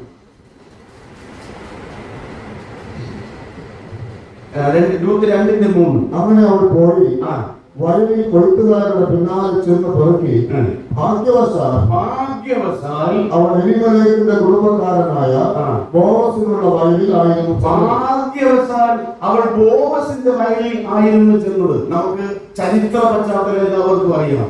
മോവാബിൽ നിന്ന് ഈ യുവതിയായ വിധവയും പ്രായം ചെന്ന ഒരു വിധവയുമായ അവളുടെ അമ്മാവി അമ്മ നവോമിയുമായിട്ട് അപ്പോൾ വരികയാണ്. ഈ ഭാഗ്യവശാൽ എന്ന് പറയുന്നത് വയലിൽ പോയ കാര്യം മാത്രമല്ല, അവളുടെ ജീവിതത്തിൽ ഭാഗ്യവശാൽ സംഭവിച്ച പല കാര്യങ്ങളുണ്ട്. ഒന്ന്, ഈ കുടുംബത്തിൽ അവൾ ആദ്യം കല്യാണം കഴിച്ചു എന്നുള്ളതും അവളുടെ ഒരു ഭാഗ്യം തന്നെയാണ്. അല്പ കൈപ്പൊക്കെ അതിനകത്തുണ്ടായിരുന്നു വരികിലും അത് ദൈവവേദത്തിന്റെ മറ്റൊരു കാര്യമായിരുന്നു എന്നുള്ളത് അപ്പോൾ അവർക്ക് മനസ്സിലാക്കാൻ കഴിഞ്ഞില്ല. തിരിച്ച് യഹൂദിയിലേക്ക് ബേത്ലഹേമിലേക്ക് വരുന്ന ആ സമയമുണ്ടല്ലോ, അതൊരു ഭാഗ്യവശാൽ ഒരു സമയമായിരുന്നു. അതിന് മുമ്പോ പുറവോ വന്നിരുന്നെങ്കിൽ ഇപ്പോൾ അവൾ അനുഭവിക്കുന്ന നന്മ അവൾക്ക് അനുഭവിക്കാൻ കഴിയുമായിരുന്നില്ല. അപ്പോൾ അവളുടെ ജീവിതത്തിൽ സംഭവിച്ച പല കാര്യങ്ങളും ഒന്ന് സൂക്ഷ്മമായിട്ട് നമ്മൾ ഇറങ്ങി പരിശോധിച്ചാൽ ഭാഗ്യവശാൽ ആ ഭാഗ്യവശാൽ എന്ന വിഷയങ്ങളുടെ നിരയുടെ ഒടുവിലത്തെ കണ്ണി എന്ന് വേണം പറയാൻ. ഭാഗ്യവശാൽ അവൾ ബോവസിന്റെ വയലിൽ പങ്കുപെട്ടത്. ബോവസിന്റെ വയലിലുള്ള എങ്ങനെയാ വന്നത് നിങ്ങൾക്കറിയാമോ? നവോമിയാണ് പിറക്കാൻ പോയിരുന്നെങ്കിൽ ഭാഗ്യവശാൽ വന്നെന്ന് പറയാൻ പറ്റത്തില്ല. ബോധപൂർവ്വം അവൾ വന്നതെന്ന് പറയേണ്ടി വരും. ഇത് പോയത് രൂത്താണ്. രൂത്തിന് ആ പാഠങ്ങളൊന്നും അവർക്ക് അവിടെയുള്ള പഞ്ചായത്ത് അറിയത്തില്ല, അവിടെയുള്ള മുതലാളിമാരെ അറിയത്തില്ല, അവിടെയുള്ള തൊഴിലാളികളെ അറിയത്തില്ല. ആരുടെ പുരയിടമാണിത്, ആരുടെ വയലാണിത്, ഇതൊന്നും ഈ പെൺകുട്ടിക്ക് അറിയത്തില്ല. ഇവിടെ അവിടെ പുതിയ ഒരു കുട്ടിയാണ്, ആദ്യമായിട്ട് വരികയാണ്. അമ്മാവികൾ പറയാൻ ഞാൻ ചെല്ലട്ടോ, പിറക്കട്ടോ, കന്നുകൾ പിറക്കുവാനുള്ള സമയമാണ്. പ്രത്യേകിച്ച് ഇത്തരത്തിലുള്ള ആളുകൾക്ക് അതിനുള്ള മുൻഗണന അവിടുത്തെ സാമൂഹിക വ്യവസ്ഥിതി നൽകുന്നുണ്ട്. അതൊക്കെ മനസ്സിലാക്കിയിട്ട് ഇതാ കൃത്യമായിട്ട് കതിൽ പിറക്കുവാൻ പോകുന്നു. ഇനി എന്റെ ഭാവനയാണ് ആ പാഠം കൊണ്ട് മനസ്സിലാക്കുന്നത്. ഇവളിങ്ങനെ പാഠത്തിലേക്ക് ഇറങ്ങി പരന്ന് നിരന്ന് മരുഭൂമി പോലെ വിശാലമായി കിടക്കുന്ന വിളഞ്ഞു കിടക്കുന്ന പാടങ്ങൾ കൊയ്ത്തുകാർ നിരക്കിൽ നിന്ന് കൊയ്യുകയാണ്. ഇതിനെ ആരുടെ വയലെന്ന് നിങ്ങൾക്ക് അറിയത്തില്ല. ഒരു പാടം കണ്ടപ്പോൾ അങ്ങോട്ട് നിറങ്ങാമെന്ന് വിചാരിച്ചിട്ട് അവിടെ ഒന്ന് നോക്കിയപ്പോൾ അവിടെയുള്ള ആരവാരങ്ങളും ആളുകളും അവരുടെ നിലപാടുകളും കണ്ടപ്പോൾ അവിടെ ഉള്ളിൽ ചിന്ത വേണ്ട, ഇങ്ങോട്ട് പോകണ്ട, അല്പം കൂടെ മുമ്പോട്ട് പോയി വലത്തോട്ട് നോക്കി അവിടെയും ഒരു പാടം കണ്ടു, അവിടെയും കൊയ്ത്ത് നടക്കുന്നു. അവൾ അങ്ങോട്ട് ഇറങ്ങി. എന്തുകൊണ്ട് അവർക്ക് തോന്നുന്നില്ല. അവൾ പിന്നെയും മുമ്പോട്ട് നടന്നു. ഇങ്ങനെ വലത്തും ഇടത്തുമായി നടന്നു തിരിഞ്ഞ് ഇങ്ങനെ ഒരുപാട് മുമ്പോട്ട് പോയി. അവസാനം ഒരു വയലങ്ങൾ കണ്ടു, അവിടെ കുറെ ആളുകൾ നിൽപ്പുണ്ട്, കൊയ്യുന്നുണ്ട്. എന്തോ അവൾക്കൊരു ആകർഷണമെന്ന് തോന്നി. അവൾക്ക് തോന്നി ഇവിടെ അങ്ങ് പെറുക്കാമെന്ന് പറഞ്ഞു. അവിടെ അങ്ങ് ചെന്ന് പെറുക്കാൻ തുടങ്ങി. വല എഴുതി വെച്ചിരിക്കുന്നു. ഭാഗ്യവശാൽ അത് ബോവസിന്റെ വയല. അവൾ ചെന്നെത്തേണ്ട സ്ഥലത്തെത്തി. എന്താ കാര്യം? നീ വലത്തോട്ടോ ഇടത്തോട്ടോ തിരിയുമ്പോൾ വഴി ഇതാകുന്നു എന്ന് പുറകിൽ നിന്ന് പറയുന്ന ഒരു ശബ്ദം അവൾ കേട്ടു. ഭാഗ്യവശാൽ അവൾ ബോവസിന്റെ നല്ല വയൽ പ്രദേശത്തെ വന്നു ചേർന്നു. വിദൂരമാ മോവാബിൽ നിന്ന് അവളുടെ പഴയ പാട്ട് വിട്ടുവന്നു. എത്ര സന്തോഷകരമായ ഒരു അനുഭവമാണ്. ആത്മാവ് അവളെ വയലിലേക്ക് നടത്തിയത്. പുറകിൽ നിന്ന് കേൾക്കുന്ന ആ ശബ്ദം കേട്ട് അവൾ തിരിച്ചു വരികയാണ്. ദൈവത്തിന് മഹത്വം. ബോവസിന്റെ വയലിൽ രൂത്ത് ചെന്ന് പെട്ടത് ഭാഗ്യവശാലാണ്. ഞാൻ പറഞ്ഞു വരട്ടെ, ദൈവത്തിന്റെ ആത്മാവിന്റെ ശബ്ദം ഇതുപോലെയാണ്. ഭാഗ്യവശാൽ ചേർത്ത് ദൈവത്തോട് പറയാം, ഭാഗ്യവശാലാണ് നമ്മൾ ഈ പ്രസ്ഥാനത്തിലെത്തിയത്. എത്രയോ വയലുകളുണ്ട്. ഓർത്ത് നോക്കിയേ. ഈ ചെറുത് വിചാരിക്കുന്നത് ഇവിടെ വന്നതങ്ങ് പെട്ടുകൊടുക്കത്ത് വിചാരിക്കുന്നത് ഇതുവരെ എനിക്ക് തോന്നിയിട്ടില്ല കേട്ടോ. ഞാൻ ഈ വയലിൽ വന്നിട്ട് വർഷം 40ഓളം ആകുന്നു. വയലിൽ വന്നിട്ടില്ല. കുഞ്ഞുകാലത്തെ രക്ഷിക്കപ്പെട്ട ഒരാളാണ്. ഇന്ന് വരെ കയ്പിന്റെ അനുഭവങ്ങൾ ഒരുപാട് മട്ടോളം ഊറ്റി കുടിച്ചുകൊണ്ടിരിക്കുന്ന ആളാണ്. അത് വേറൊരു ഭാഗം. പക്ഷേ ഞാൻ ഭാഗ്യവശാലാണ് ഈ വയലിൽ വന്നത്. ഈ വയലിൽ കിട്ടുന്ന ഒരു സുഖം, ഇവിടെ കിട്ടുന്ന ഒരു സംരക്ഷണം, ഇവിടെ കിട്ടുന്ന ഒരു അനുഗ്രഹം, ഇവിടെ കിട്ടുന്ന ഒരു സന്തോഷം ഒരു വയലിലും കിട്ടുകയില്ല. ഇവിടെ വന്നു പെട്ടാൽ പിന്നെ ഒരിക്കലും ഒരാൾക്കും പോകാൻ തോന്നുകയില്ല. അതുകൊണ്ട് വന്നത് നല്ലതാണ്, വന്നു പെട്ടത് നല്ലതാണ്. അത് ആത്മാവിന്റെ ശബ്ദം കേട്ട് വന്നതാണെങ്കിൽ പിന്നെ എത്രയോ ഓർത്ത് സ്തോത്രം ചെയ്യുവാൻ വകയുണ്ട്. അപ്പോൾ രണ്ടാമത്തെ പുതിയ നിയമത്തിലെ മാർഗം പരിശുദ്ധാത്മാവിന്റെ നേർത്ത സ്വരമാണ്. മൂന്നാമത്തെ മാർഗം നോക്കാം. റോമലേഖനം 8-ാം അധ്യായം 28-ാമത്തെ വാക്യം. റോമർക്ക് എഴുതിയ ലേഖനം 8-ാം അധ്യായം അതിന്റെ 28-ാമത്തെ വാക്യം. എന്നാൽ ദൈവത്തെ സ്നേഹിക്കുന്നവർക്ക് നിർണയപ്രകാരം വിളിക്കപ്പെട്ടവർക്ക് തന്നെ സകലവും നന്മയ്ക്കായി കൂടി വ്യാപരിക്കുന്നു എന്ന് നാം അറിയുന്നു.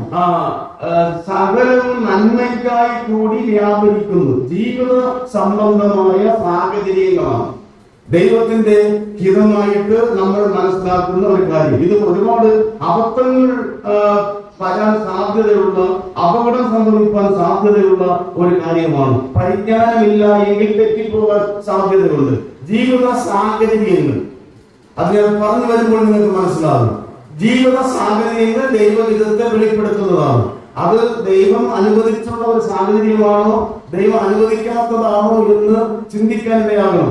നിർണയപ്രകാരം വിളിക്കപ്പെട്ടവർക്ക് അവരുടെ ജീവിതത്തിൽ സംഭവിക്കുന്ന കാര്യങ്ങൾ സകലവും നന്മയ്ക്കാണ്, അല്ലാതെ തിന്മയ്ക്കല്ല എന്ന് ഓർക്കുക. ചില സാഹചര്യങ്ങൾ തിന്മയ്ക്കാണ് എന്ന് തോന്നുന്ന വിധത്തിൽ ചിലതൊക്കെ വന്ന് ഭവിച്ചു എന്ന് വരാം. അതിലും തെറ്റിദ്ധരിക്കപ്പെടാതെ, അതിലും വഞ്ചിക്കപ്പെടാതെ, അബദ്ധത്തിൽപ്പെട്ടു പോകാതെ അതിലുള്ള ദൈവഹിതം തിരിച്ചറിയാൻ നമുക്കിടയാകണം. അത് എങ്ങനെയാണ്? ഞാൻ ഇതിന് ദൃഷ്ടാന്തങ്ങളിലൂടെ പറയാം. ഇപ്പൊ ഈ ശുശ്രൂഷകൾ നടന്നുകൊണ്ടിരിക്കുമ്പോ കറണ്ട് പോയാൽ നമ്മളെന്ത് പറയും? അയ്യോ പിതാവിന് പ്രവർത്തിച്ചു. ഈ വെറുതെ ഉള്ള പിതാവിനെ നമ്മൾ എന്തെല്ലാം കാര്യങ്ങൾ പിടിച്ചു വലിക്കുന്നത്.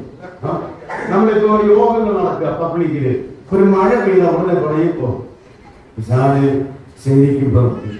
അതേസമയം മഴ പെയ്യാൻ വേണ്ടി എത്രയോ എണ്ണം അവിടെ മുട്ടുകുത്തി നിന്ന് എന്താ പ്രാർത്ഥിക്കുകയും ചെയ്യുക. അത് മഴയ്ക്ക് വേണ്ടി കൊതിക്കുന്നവരും ആഗ്രഹിക്കുന്നവരും പലരുമുണ്ട്. അപ്പൊ നമുക്ക് അനുകൂലമായി വരുന്നതെല്ലാമാണ് നമ്മൾ ചിന്തിക്കുന്നത്. എന്തുവാ? നമുക്ക് പ്രതികൂലമായി വരുന്നതെല്ലാം പിശാചിന്റെ പരിപാടിയും നമുക്ക് അനുകൂലമായി വരുന്നതെല്ലാം ദൈവഹിതം. പ്ലസ് പോയിന്റുകളെല്ലാം ദൈവം നടത്തിപ്പ, മൈനസ് എല്ലാം ദൈവഹിതമല്ല. വളരെ സൂക്ഷിക്കുക എല്ലാ വിഷയത്തിലും, ഏത് വിഷയത്തിലും. അപ്പൊ ഇതെനിക്ക് അനുകൂലമായി വരുന്നതും ഇതിന് സമാനമായ ഒരു ഘടന നേരത്തെ ഞാൻ പറഞ്ഞു. വചനത്തിന്റെ വെളിച്ചത്തിന്റെ ഒരു ദൃഷ്ടാന്തം പറഞ്ഞതാണ്. അതാ പറഞ്ഞത് ബോധപൂർവം, വിവേകത്തോടെ, പരിജ്ഞാനത്തോടെ, ആത്മീയമായ വിവേകത്തോടെ, ജ്ഞാനത്തോടും ചിന്തിക്കണം. എല്ലാ ജീവിത സാഹചര്യങ്ങളും അനുകൂലമല്ല. ഇപ്പൊ വഴിയിൽ യാത്ര ചെയ്ത് നമ്മൾ പോകുന്നു, റോഡിന്റെ സുരക്ഷയ്ക്ക് വേണ്ടി സിഗ്നലുകൾ വെച്ചിട്ടുണ്ട്. ചെറുതായിരിക്കുന്നത് ഈ ഗ്രീൻ സിഗ്നലുകളെല്ലാം ദൈവം നടത്തിക്കുക. ഒരിടത്തും എന്തുണ്ടായില്ല, തടസ്സമുണ്ടായി, നേരെ പോകുന്നതാണ്. രക്ഷിക്കുന്നതിൽ നടത്തിപ്പാണെന്ന്, അതും നിന്റെ സുരക്ഷയ്ക്കും നന്മയ്ക്കും വേണ്ടിയിട്ടാണെന്ന് ഓർക്കുക. അതുകൊണ്ട് സിഗ്നലുകൾ നോക്കി ദൈവം അറിയുന്ന ആളുകളുണ്ട്. പിന്നെ തടസ്സങ്ങളൊന്നും ഉണ്ടാകാതെ മുമ്പോട്ട് പോയാൽ പിന്നെ ഉണ്ടല്ലോ കുറെ മാമൂലികളും ലോകം ദൈവത്തിന്റെ കാലഗതിയിൽപ്പെട്ടതും ചടങ്ങുകളും അതുപോലെ ആചാരങ്ങളും അനുഷ്ഠാനങ്ങളും ഒക്കെ നോക്കി അതെല്ലാം ദൈവഹിതമാണ് എന്ന് ചിന്തിക്കുന്നവരുണ്ട്. അതൊക്കെ അന്ധവിശ്വാസമാണ്, അല്ലാതെ ആത്മീയ വിശ്വാസമല്ല എന്ന് ഓർക്കുക. അന്ധവിശ്വാസങ്ങൾ ദൈവഹിതമായിട്ട് നമ്മൾ കാണരുത്. അതിന് പറ്റിയൊരു സംഭവം, ഞാൻ രൂത്തിന്റെ കാര്യം പറഞ്ഞതുപോലെ വേറൊരു സംഭവം പറയാം. യോനായുടെ പുസ്തകത്തിൽ നിന്ന് യോനയോട് ദൈവം പറഞ്ഞത് എന്നതാ, നീ ചെന്ന് നിനിവേയിലേക്ക് ചെന്ന്, പ്രസംഗ വിഷയം എന്നതാ, ചായ കിട്ടുന്ന പ്രസംഗ വിഷയമല്ല കേട്ടോ, കല്ലേറ് കിട്ടുന്ന വിഷയമാണ്. അതിന് വിരോധമായി പ്രസംഗിക്കാം, അതിന് വിരോധമാണ്. അതെങ്ങനെയാണ് യോനിക്ക് പ്രസംഗിക്കാൻ പറ്റുക? തല്ലുകൊള്ളാൻ പറ്റിയ വിഷയമാണ്. അത് പ്രസംഗിക്കാനായിട്ട് ഒട്ടും അവരോട് പോകാനും മനസ്സില്ല, ഈ വിഷയം പ്രസംഗിക്കാനും മനസ്സില്ല, പോകാതിരിക്കാനും പറ്റത്തില്ല. അങ്ങനെ ഒരു സംഘർഷത്തിൽ അന്ന് രാത്രിയിൽ കിടന്നുറങ്ങി ഏതായാലും പോകാൻ വേണ്ടി രാവിലെ ഉറക്കെഴുന്നേറ്റ് ഉള്ളിലുള്ള ചിന്ത മൊത്തവും എവിടെ പോകണമെന്നാണ്, തർശീശിലേക്ക് പോകാൻ വേണ്ടിയിട്ടാണ് ഇവിടെ ആഗ്രഹിക്കുന്നത്. ദൈവം പറഞ്ഞത് തർശീശ് അല്ല, നീനയാണ്. ഏതായാലും ബസ് സ്റ്റോപ്പിൽ വന്നപ്പോഴാണോ വണ്ടി എങ്ങോട്ടുള്ളതാണ് കിടക്കുന്നത്, എങ്ങോട്ടുള്ള ബോർഡ് വെച്ച് ഒഴിഞ്ഞു കിടക്കുന്ന ഒരു വണ്ടി നമ്മുടെ സൈഡിലേക്ക് പറയുക. അപ്പൊ തർശീശ് ഇങ്ങനെ നാട്ടിൽ വെച്ചോണ്ടല്ലോ, രോഗി ഇച്ഛിച്ചതും വൈദ്യം കൽപ്പിച്ചതും ഒന്നുപോലെ. അപ്പൊ ഈ വിചാരിച്ചുള്ള സ്തോത്രം, ഞാൻ തർശീശിലേക്ക് പോകാൻ വേണ്ടി വിചാരിച്ചിട്ടെങ്കിൽ എങ്ങോട്ടുള്ള വണ്ടിയും കിടക്കുന്നു തർശീശിലേക്ക്. ഓ ദൈവം നടത്തിക്കൊന്ന് ചിന്തിച്ചൂടെ? കണ്ടോ, ദൈവഗീതം ഇതാണ്. ദൈവം അങ്ങനെ പറഞ്ഞെങ്കിലും മാറ്റി എനിക്ക് ഇപ്പൊ അനുകൂലമാക്കി തന്നു, നേരെ തർശീശിലേക്ക് പോയി. എന്താ സംഭവിച്ചതെന്ന് അറിയാമല്ലോ. അവനും നശിക്കുക മാത്രമല്ല, കൂടെ യാത്ര ചെയ്ത എത്രയും എണ്ണത്തിന്റെ യാത്രയിൽ നശിപ്പിച്ച് യാത്രപ്പോക്കുകളും നഷ്ടമായി. എന്തോ ഒരു പ്രശ്നമായിരുന്നു സമുദ്രം അനുഭവിച്ച വേദന. ഇവനെയും വിഴുങ്ങിക്കൊണ്ടൊരു മീൻ നടന്ന പാട് നിങ്ങൾക്ക് അറിയാമല്ലോ. 3 ദിവസം അവന് ദഹനമില്ല, ഇവ അകത്ത് കിടക്കുന്നത് കൊണ്ട്. പിന്നെ കൊണ്ട് ഇവനെ ഒന്ന് ഛർദ്ദിച്ചു കഴിഞ്ഞപ്പോഴാണ് പറഞ്ഞത് ഒരു ആശ്വാസമായിരുന്നു. എന്തെല്ലാം ബുദ്ധിമുട്ടിലായിരുന്നു. അപ്പോഴും ദൈവഗീത പ്രകാരമല്ലാത്ത യോനയുടെ യാത്ര, അനുകൂല സാഹചര്യത്തെ ദൈവഗീതം കൊണ്ട് ഒരുപക്ഷെ അവൻ ഗണിച്ചിട്ടുണ്ടായിരിക്കണം. അപ്പൊ സാഹചര്യങ്ങളുടെ വെളിച്ചത്തിൽ ദൈവഗീതം എന്ന് ചിന്തിക്കുന്നത് വളരെ ശ്രദ്ധിക്കണം. ഞാൻ അതുകൊണ്ട് പറയാം, അനുകൂലങ്ങളെല്ലാം ദൈവഗീതം അല്ലെന്ന് പറയുന്നില്ല, പക്ഷെ അനുകൂലങ്ങളെല്ലാം ദൈവഗീതവുമല്ല. പ്രതികൂലങ്ങളെയും അനുകൂലമാക്കി തരാൻ ദൈവത്തിന് കഴിയും. ദൃഷ്ടാന്തം, സ്തേഫാനോസിനെ കൊന്നുകൊണ്ട് ദൈവസഭയ്ക്കെതിരെ സടകുടഞ്ഞ് എഴുന്നേൽക്കുന്ന കടുത്ത മതപീഡ. അപ്പൊ ദൈവസഭയ്ക്കെതിരെ വലിയ പ്രതികൂലമാണ്. അപ്പോ ഒരാൾ മരണപ്പെടുവാനിടയായി, മറ്റനേകർ ഉപദ്രവിക്കപ്പെടുവാനിടയായി വലിയൊരു പ്രതികൂലം ക്രൈസ്തവ സഭയ്ക്ക് നേരെ ഉണ്ടായി വന്നപ്പോൾ ആ പ്രതികൂലത്തെ ദൈവം എന്താക്കിയാ തീർത്തതെന്ന് അറിയാമോ? ദൈവസഭയുടെ വളർച്ചയ്ക്ക് മുഖാന്തരമാക്കി തീർത്തു. അപ്പോൾ നോക്കണ, പ്രതികൂലം ദൈവഹിതത്തിൽപ്പെടുന്ന ഒരു കാര്യം കൂടെയാണ്. അത് നിമിത്തം പിന്നീട് നമ്മൾ വായിക്കുന്നത്, അത് നിമിത്തം ചിതറിപ്പോയവരെല്ലാം പലയിടങ്ങളിലുമായി സഞ്ചരിച്ച് അവിടെയായി സുവിശേഷം പ്രസംഗിക്കുന്നു. അവർ ഒരു സ്ഥലത്ത് പോകുന്നു, മറ്റൊരു തെളിവ് രക്ഷയില്ല എന്ന് പറയുമ്പോൾ ഉടനെ കല്ലേറ് കിട്ടും. അകേറും കൊണ്ടിട്ട് ഓടി അടുത്ത സ്ഥലത്ത് പോകും. അവിടെ ചെന്നിട്ട് ക്രിസ്ത്യൻസ് പാർട്ടികളെ രക്ഷിപ്പാൻ എന്ന് പറയുമ്പോൾ അവിടെ നിന്ന് തല്ലും തൊഴിയും കിട്ടുക, അവിടെ നിന്ന് ഓടുക. അങ്ങനെ ഓടി ദേശം മുഴുവനും സുവിശേഷം കാട്ടുതീ പോലെ അന്ന് വ്യാപരിക്കുന്നതിന് മുഖാന്തരമായി തീരുന്നത് സഭയ്ക്ക് നേരെ ഉണ്ടായ ഉപദ്രവമാണ്, സഭയ്ക്കുണ്ടായ പ്രതികൂലമാണ് എന്ന് ഓർക്കുക. അപ്പൊ പ്രതികൂലത്തിനകത്തും പൗലോസ് പിന്നീട് പറഞ്ഞല്ലോ ഫിലിപ്പിയ ലേഖനത്തിൽ, എനിക്ക് ഭവിച്ചത്, എനിക്ക് അടി കൊണ്ടത്, ഞാൻ കാരാഗൃഹത്തിൽ കിടന്നത്, ഞാൻ കല്ലേറ് കൊണ്ടത്, ഞാൻ ഉപദ്രവിക്കപ്പെട്ടത് സുവിശേഷത്തിന്റെ അഭിവൃദ്ധിക്ക് മുഖാന്തരമായി തീർന്നു. അതുകൊണ്ട് പ്രിയ സഹോദരി സഹോദരന്മാരെ, ജീവിത സാഹചര്യങ്ങളിൽ ചിലത് നമുക്ക് പ്രതികൂലമായി തീർന്നാലും അതിനകത്തുകൊണ്ട് ദൈവഹിതത്തിന്റെ ബന്ധം എന്നുള്ളത് ഓർക്കുക. അത് തിരിച്ചറിയാൻ നമുക്കിടയാകട്ടെ. ഡേവിഡ് ലിവിങ്സ്റ്റനെ കുറിച്ച് നിങ്ങൾ കേട്ടിട്ടുണ്ടല്ലോ. അദ്ദേഹം ആഫ്രിക്കയിലെ മിഷണറിയാണ്. ആഫ്രിക്ക എന്ന രാജ്യം കേൾക്കുമ്പോൾ ക്രൈസ്തവ വിശ്വാസികൾക്ക് ഡേവിഡ് ലിവിങ്സ്റ്റനെ തള്ളിക്കളയാൻ പറ്റത്തില്ല. പക്ഷെ അറിയാമോ, അദ്ദേഹത്തിനെ കുറിച്ചുള്ള ചരിത്രം പറയുന്നത്, അദ്ദേഹം ചൈനയിലേക്ക് സുവിശേഷ മിഷണറിയായി പോകാൻ വേണ്ടി ആഗ്രഹിക്കുകയും സഭ അയക്കാൻ വേണ്ടി ഒരുങ്ങിയിരിക്കുകയും ചെയ്യുമ്പോഴാണ് ചൈനയുടെ ആഭ്യന്തര യുദ്ധം പൊട്ടിപ്പുറപ്പെടുന്നത്. അതുകൊണ്ട് ഇവർക്കൊന്നും അങ്ങോട്ട് കടക്കാൻ കഴിയാത്ത ഒരു പ്രതിരോധമുണ്ടായി. അപ്പോഴാണ് ഇദ്ദേഹം നേരെ എങ്ങോട്ട് തിരിച്ചതെന്ന് അറിയാമോ? ആഫ്രിക്കയിലേക്ക്. അല്ലെങ്കിൽ ആഫ്രിക്കയിലേക്ക് പോകുകയെന്നില്ല. അപ്പോൾ ആ ഒരു പ്രതികൂലത്തെ ദൈവം മറ്റൊരു സ്ഥലത്തിലേക്ക് അനുകൂലമാക്കി മാറ്റി. അതുകൊണ്ട് എന്ത് സംഭവിച്ചു? ആഫ്രിക്കയിലേക്ക് ഡേവിഡ് ലിവിങ്സ്റ്റൺ വേണം, ആവശ്യമായിരുന്നു. ആ ദൈവം ആ ദിക്കിലേക്ക്, ആ ഗതിയിലേക്ക് അതിന് തിരിച്ചുവിടുകയായിരുന്നു. എടുത്തു വായിക്കാൻ നിവർത്തിയില്ല. പൗലോസ് തെസ്സലോനിക്കയിലേക്ക് പോകാൻ ആഗ്രഹിച്ചു. ഇവിടെ നഗ്നമായി എഴുതി വെച്ചിട്ടുണ്ട്, സാത്താൻ ഞങ്ങളെ എന്ത് ചെയ്തു? തടുത്തു. സാത്താൻ തടുത്തു. പൗലോസിനെ തടുത്ത സാത്താന്റെ പ്രവൃത്തി മുടങ്ങിപ്പോയില്ല. പൗലോസിലൂടെ മുടങ്ങിപ്പോകാതെ പൗലോസിൽ പ്രവർത്തിക്കുന്ന ദൈവം ആ പ്രവൃത്തി തിമോഥെയോസിലൂടെ പിന്നെ നിവർത്തിച്ചു എന്നാണ് അടുത്ത അധ്യായത്തിൽ രേഖപ്പെടുത്തിയിരിക്കുന്നത്. അപ്പൊ എനിക്ക് ഒരു പ്രതികൂലം വരുമ്പോ അത് ദൈവജനമല്ല എന്ന് മാത്രം ധരിച്ച് അത് സാത്താന്റെ പ്രവൃത്തിയാണ് ധരിക്കുന്നത്. അത് ഒരുപക്ഷെ അങ്ങനെ ആയാൽ പോലും ആ പ്രതികൂലത്തെ നമുക്ക് അനുകൂലമാക്കി തന്ന് കാര്യങ്ങളെ അതിന്റെ പരിസമാപ്തിയിൽ എത്തിക്കുവാൻ കഴിയുന്ന ഒരു ദൈവമാണ് നമ്മുടെ ദൈവം. അവയെ പ്രിയപ്പെട്ടവരെ, ജീവിത സാഹചര്യങ്ങൾ ദൈവവിധത്തിന്റെ ഒരു മാർഗമായി മനസ്സിലാക്കാൻ പരിജ്ഞാനത്തോടെ നമുക്ക് ഇടയാകട്ടെ. മൂന്നാമത്തെ കാര്യം ഇതാണ്, ജീവിത സാഹചര്യങ്ങൾ. നാലാമത്തെ ഭാഗം എന്ന് പറയുന്നത് കൂട്ടുവിശ്വാസികളുടെ ആലോചന. നമുക്ക് ദൈവജനം വെളിപ്പെടുന്ന നല്ലൊരു പുതിയ നിയമമാർഗമാണ് സഹവിശ്വാസികളുടെ സൗഹൃദത്തിൽ നിന്നുണ്ടാകുന്ന ആലോചനകൾ. ഒരു വാക്യം നമുക്ക് വായിക്കാം. യെരമ്യാവിന്റെ പ്രവചനം 18-ാം അധ്യായം 18-ാമത്തെ വാക്യം. യെരമ്യാവ് 18-ന്റെ 18-ാമത്തെ വാക്യം. എന്നാൽ അവർ വലിയ നമുക്ക് യിരെമ്യാവിന്റെ നേരെ ഉപായങ്ങളെ ചിന്തിക്കാം. പുരോഹിതന്റെ പക്കൽ ഉപദേശവും ജ്ഞാനിയുടെ പക്കൽ ആലോചനയും പ്രവാചകന്റെ പക്കൽ അരുളപ്പാടും ഇല്ലാതെ പോകയില്ല. വലിയ നാം അവരെ നാവുകൊണ്ട് കൊന്നു കളയാം. അതിന്റെ ആ മധ്യഭാഗം ശ്രദ്ധിച്ചോ? പ്രവാചകന്റെ അടുക്കൽ എന്തില്ലാതെ പോവുകയില്ല? ആലോചനയില്ലാതെ പോവുകയില്ല. അത് വെളിപ്പാടില്ലാതെ പോവുകയില്ല. നമുക്കൊരു ആലോചന പറഞ്ഞു തരാനുള്ള മാർഗം അവന്റെ പക്കലുണ്ട്. ഇനി 1 സമൂവേൽ 9-ാം അധ്യായം 6-ാം വാക്യം നോക്കിക്കേ. 1 സമൂവേൽ 9-ന്റെ 6 വളരെ പ്രധാനപ്പെട്ട നമ്മൾ ചിന്തിച്ചു വരുന്ന വിഷയത്തോട് ചേർത്ത് കേൾക്കേണ്ട ഒരു വാക്യമാണ്. 1 സമൂവേൽ 9-ന്റെ 6. അതിന് അവൻ, ഈ പട്ടണത്തിൽ ഒരു ദൈവപുരുഷനുണ്ട്. ഈ പട്ടണത്തിൽ ഒരു ദൈവപുരുഷനുണ്ട്. അവൻ മാന്യനാകുന്നു. അവൻ പറയുന്നതെല്ലാം ഒത്തുവരുന്നു. നമുക്ക് അവിടെ പോകാം. നമുക്ക് അങ്ങോട്ട് പോകാം. പോകുവാനുള്ള വഴി അവൻ പറഞ്ഞു. ഞാൻ പറയട്ടെ, നമുക്ക് ഇങ്ങനെ ഒരു ബ്രദറുണ്ട്, നമുക്ക് ഇങ്ങനെ ഒരു സിസ്റ്ററുണ്ട്, ഇങ്ങനെ ഒരു കുടുംബമുണ്ട്. നമുക്ക് അങ്ങോട്ട് പോകാം. ഈ വിഷയം അവരുമായിട്ട് ഷെയർ ചെയ്യാം. അവരിൽ നിന്ന് എന്ത് ആലോചന കിട്ടുമെന്ന് നമുക്ക് നോക്കാം. ഇങ്ങനെ ഒരു ദൈവദാസനുണ്ട്, നമുക്ക് അങ്ങോട്ട് പോകാം. ഇത് വളരെ ശ്രദ്ധിക്കണം. വളരെ നിങ്ങൾക്ക് ഹൃദയത്തിൽ ബോധ്യവും വിശ്വാസ്യവും സുഖകരവുമായി തോന്നുന്ന കാര്യങ്ങളെ ഇടപെടാം. എല്ലാവരെയും നമുക്ക് നമ്പാൻ പറ്റുന്നതല്ല, എല്ലാവരെയും ആലോചന നമുക്ക് പറ്റിയതുമല്ല. അതുകൊണ്ട് ഞാൻ പറയാം, സമൂഹത്തിനെ കുറിച്ച് അവിടെ പറയുന്നത് അവൻ മാന്യനാണ്. അവൻ ആളുകളുടെ മുഖം നോക്കി കാര്യങ്ങൾ പറയുന്നവനല്ല. ആളുകളുടെ എന്താ പറയുക, പ്രീതിക്ക് വേണ്ടി അവരെ പ്രസാദിപ്പിക്കുന്നവനല്ല. അവിടെ പ്രത്യേക പ്രയോഗമുണ്ട്. നമ്മൾ പോകുന്ന വഴിയല്ല പറഞ്ഞു തരുന്നത്, പിന്നെ പോകേണ്ടുന്ന വഴി, പോകുവാനുള്ള വഴി. അപ്പൊ നമ്മുടെ ഇഷ്ടം നമ്മൾ പോകുന്ന വഴിയാണ്. അവൻ പറഞ്ഞു തരുന്ന വഴി നമുക്ക് ഇഷ്ടമല്ലാത്ത വഴിയായിരിക്കും. അത് അവന് ആ പറഞ്ഞു തരുന്ന ആളിന്റെ വിഷയമല്ല. നമ്മൾ ആ ആളിനെ എത്രമാത്രം അഭിനന്ദിക്കുന്നു എന്നുള്ളത് അവരുടെ വിഷയമല്ല.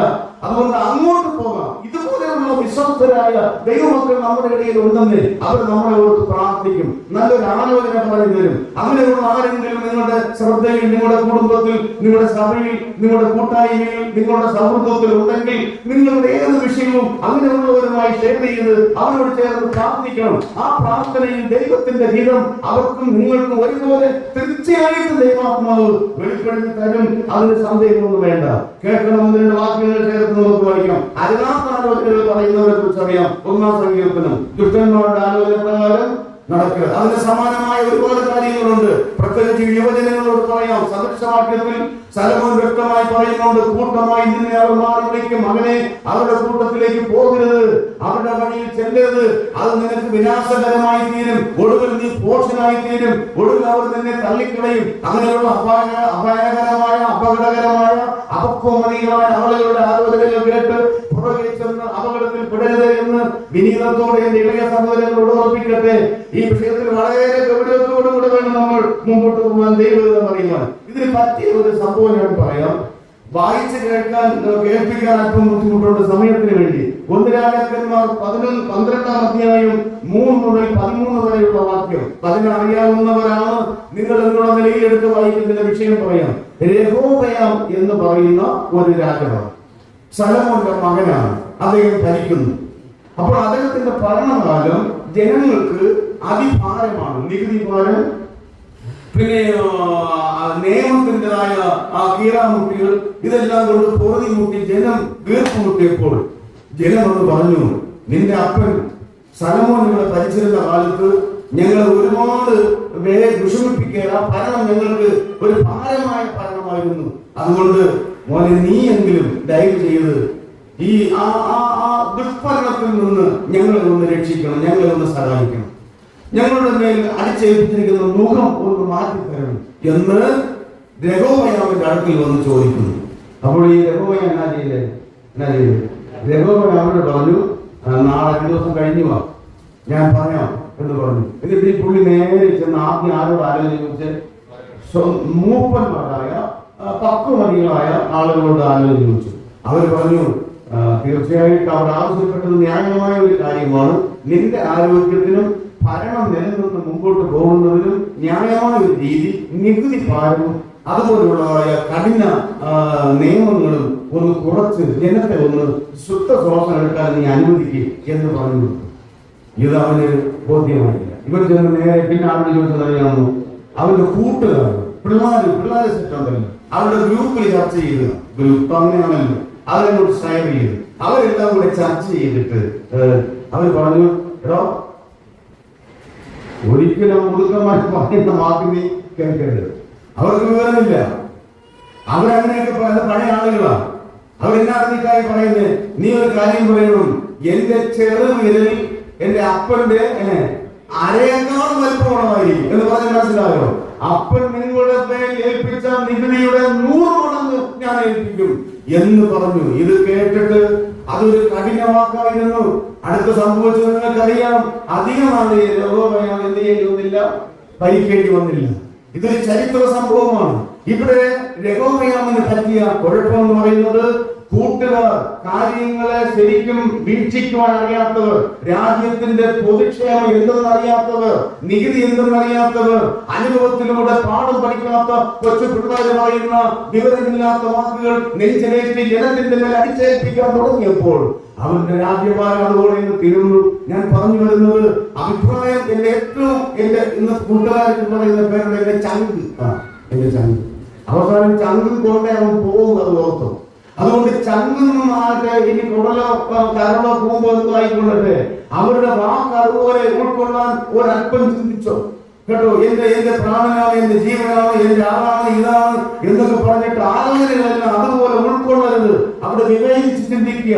ഇങ്ങനെ ഒരു ആലോചന ഞാൻ പ്രായോഗികമാക്കിയാൽ എന്റെ വിശ്വാസത്തിന് പറ്റുമോ, എന്റെ ഭക്തിക്ക് പറ്റുമോ, എന്റെ വിശുദ്ധിക്ക് പറ്റുമോ, എന്റെ കുടുംബ സാക്ഷ്യത്തിന് പറ്റുമോ, എന്റെ സമാജ ജീവിതത്തിന് പറ്റുമോ, ഇതെന്റെ വേദവാദ ജീവിതത്തിന് പറ്റുമോ എന്ന് വീണ്ടും വീണ്ടും ചിന്തിച്ച് തീരുമാനത്തിലെത്താവും. സ്തോത്രത്തോടെ ഞാൻ പറയട്ടെ, ഒരുപാട് പ്രശ്നങ്ങൾ എന്നോട് പലരും ചർച്ച ചെയ്തിട്ടുണ്ട്. കുടുംബ സംബന്ധമായി, വചന സംബന്ധമായി പ്രശ്നങ്ങൾ, ചിലപ്പോൾ എന്നോട് എതിർക്കുന്നവരായ ആളുകളുമായി ബന്ധപ്പെട്ട വിഷയങ്ങൾ ചിന്തിക്കുവാൻ എന്റെ അടുക്കൽ പലരും വന്നിട്ടുണ്ട്. അവർ വിചാരിച്ചപ്പോൾ ഈ കാര്യം എന്നോട് ചോദിച്ചാൽ ഞാൻ അവർക്ക് വിരോധമായി പറഞ്ഞു കൊടുക്കുമെന്ന് ചിന്തിച്ചിട്ടൊക്കെ ആയിരിക്കും വരുന്നത്. ഒരിക്കലും വേദപുസ്തകത്തെ കാര്യം എടുത്തുകൊണ്ട് ദൈവനാമത്തിൽ പറയട്ടെ, ഒരിക്കലും ഈ വചനത്തിന് നിരക്കാത്ത ഒരു ആലോചനയും ഇന്ന് വരെയും ഒരാളോട് പറഞ്ഞു കൊടുത്തിട്ടില്ല. ബോധപൂർവ്വം അങ്ങനെ ഒരു വാക്കുപോലും പറയുവാൻ എനിക്കിടയായിട്ടില്ല. അങ്ങനെ ഇനി ഉണ്ടാകത്തുമില്ല. കാരണം നമ്മൾ ഒരു ആലോചന ഒരാൾക്ക് പറഞ്ഞു കൊടുക്കുമ്പോൾ ആ ആലോചനയിലൂടെ ആ ആൾക്കൊരു ദോഷം വരുമോ, ആ ആൾ നിൽക്കുന്ന മേഖലയിൽ കളഞ്ഞു വരുമോ, ആ ആൾക്കത് ഭാവിയിൽ അത് വിനാശകരമായി തീരുമോ എന്ന് ചിന്തിച്ചേ ചെയ്യാം. ഇനി കേൾക്കുമ്പോൾ നിങ്ങൾക്ക് പറഞ്ഞു കൊടുക്കാൻ പറ്റിയില്ലെങ്കിൽ നിങ്ങൾ ഇങ്ങനെ പറയാ, എനിക്ക് ഈ വിഷയത്തിൽ ഒരു ആലോചന പറയാൻ എനിക്ക് ഇപ്പോൾ എനിക്ക് അറിയത്തില്ല. അതുകൊണ്ട് നിങ്ങൾ വേറെ ആരോടെങ്കിലും കുറച്ചുകൂടെ ഈ വിഷയം അറിയാവുന്ന ഈ ഏത് കാര്യം ചെയ്യാൻ തുടങ്ങുമ്പോഴും ആ കാര്യവുമായി പരിചയമുള്ള ആളുകളുമായിട്ട് എന്ത് ചെയ്യണമെന്ന് അറിയാമോ? ആലോചിക്കണം. തമിഴിൽ ഒരു ചൊല്ല് പറയും, പലരോടും നിലയാതെ ഒരു കാര്യം ചെയ്യാതെ എന്നാണ്.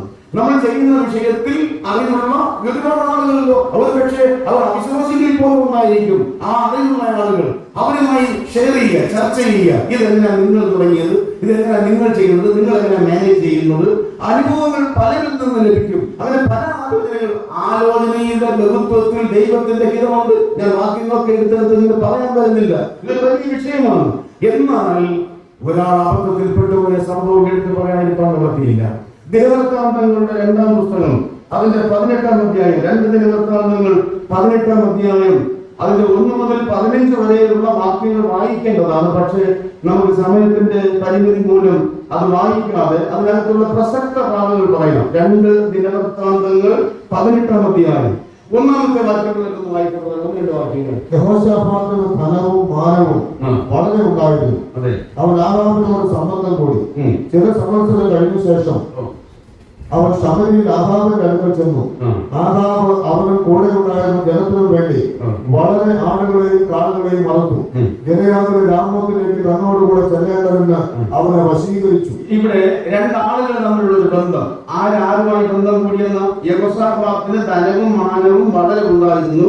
അവൻ ആഹാബിനോട് എന്തുകൂടി സംബന്ധം. ഇത് എന്നാ സംബന്ധമാണ്? ഇത് വിവാഹ സംബന്ധമാണ്.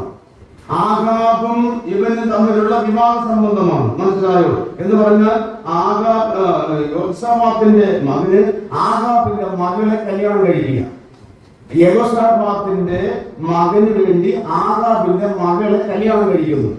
കല്യാണം കഴിക്കാൻ ഒരിക്കലും പറ്റാത്ത 2 കുടുംബങ്ങളാണ്. ഇവർ തമ്മിൽ ഒരിക്കലും ഒരു വിവാഹ ബന്ധത്തിൽ ഒരു കാരണത്താൽ ഏർപ്പെടാൻ പാടില്ല. 2 ധ്രുവങ്ങളിലൂടെ 2 ലെവലിലൂടെ ജീവിക്കുന്ന ആളുകളാണ്. പിന്നെ എന്തുകൊണ്ട് ഇങ്ങനെ ആയെന്ന് ചോദിച്ചാൽ അതിന് ഒരു പ്രധാന കാര്യം അടിവരയിട്ട് കേൾക്കണം.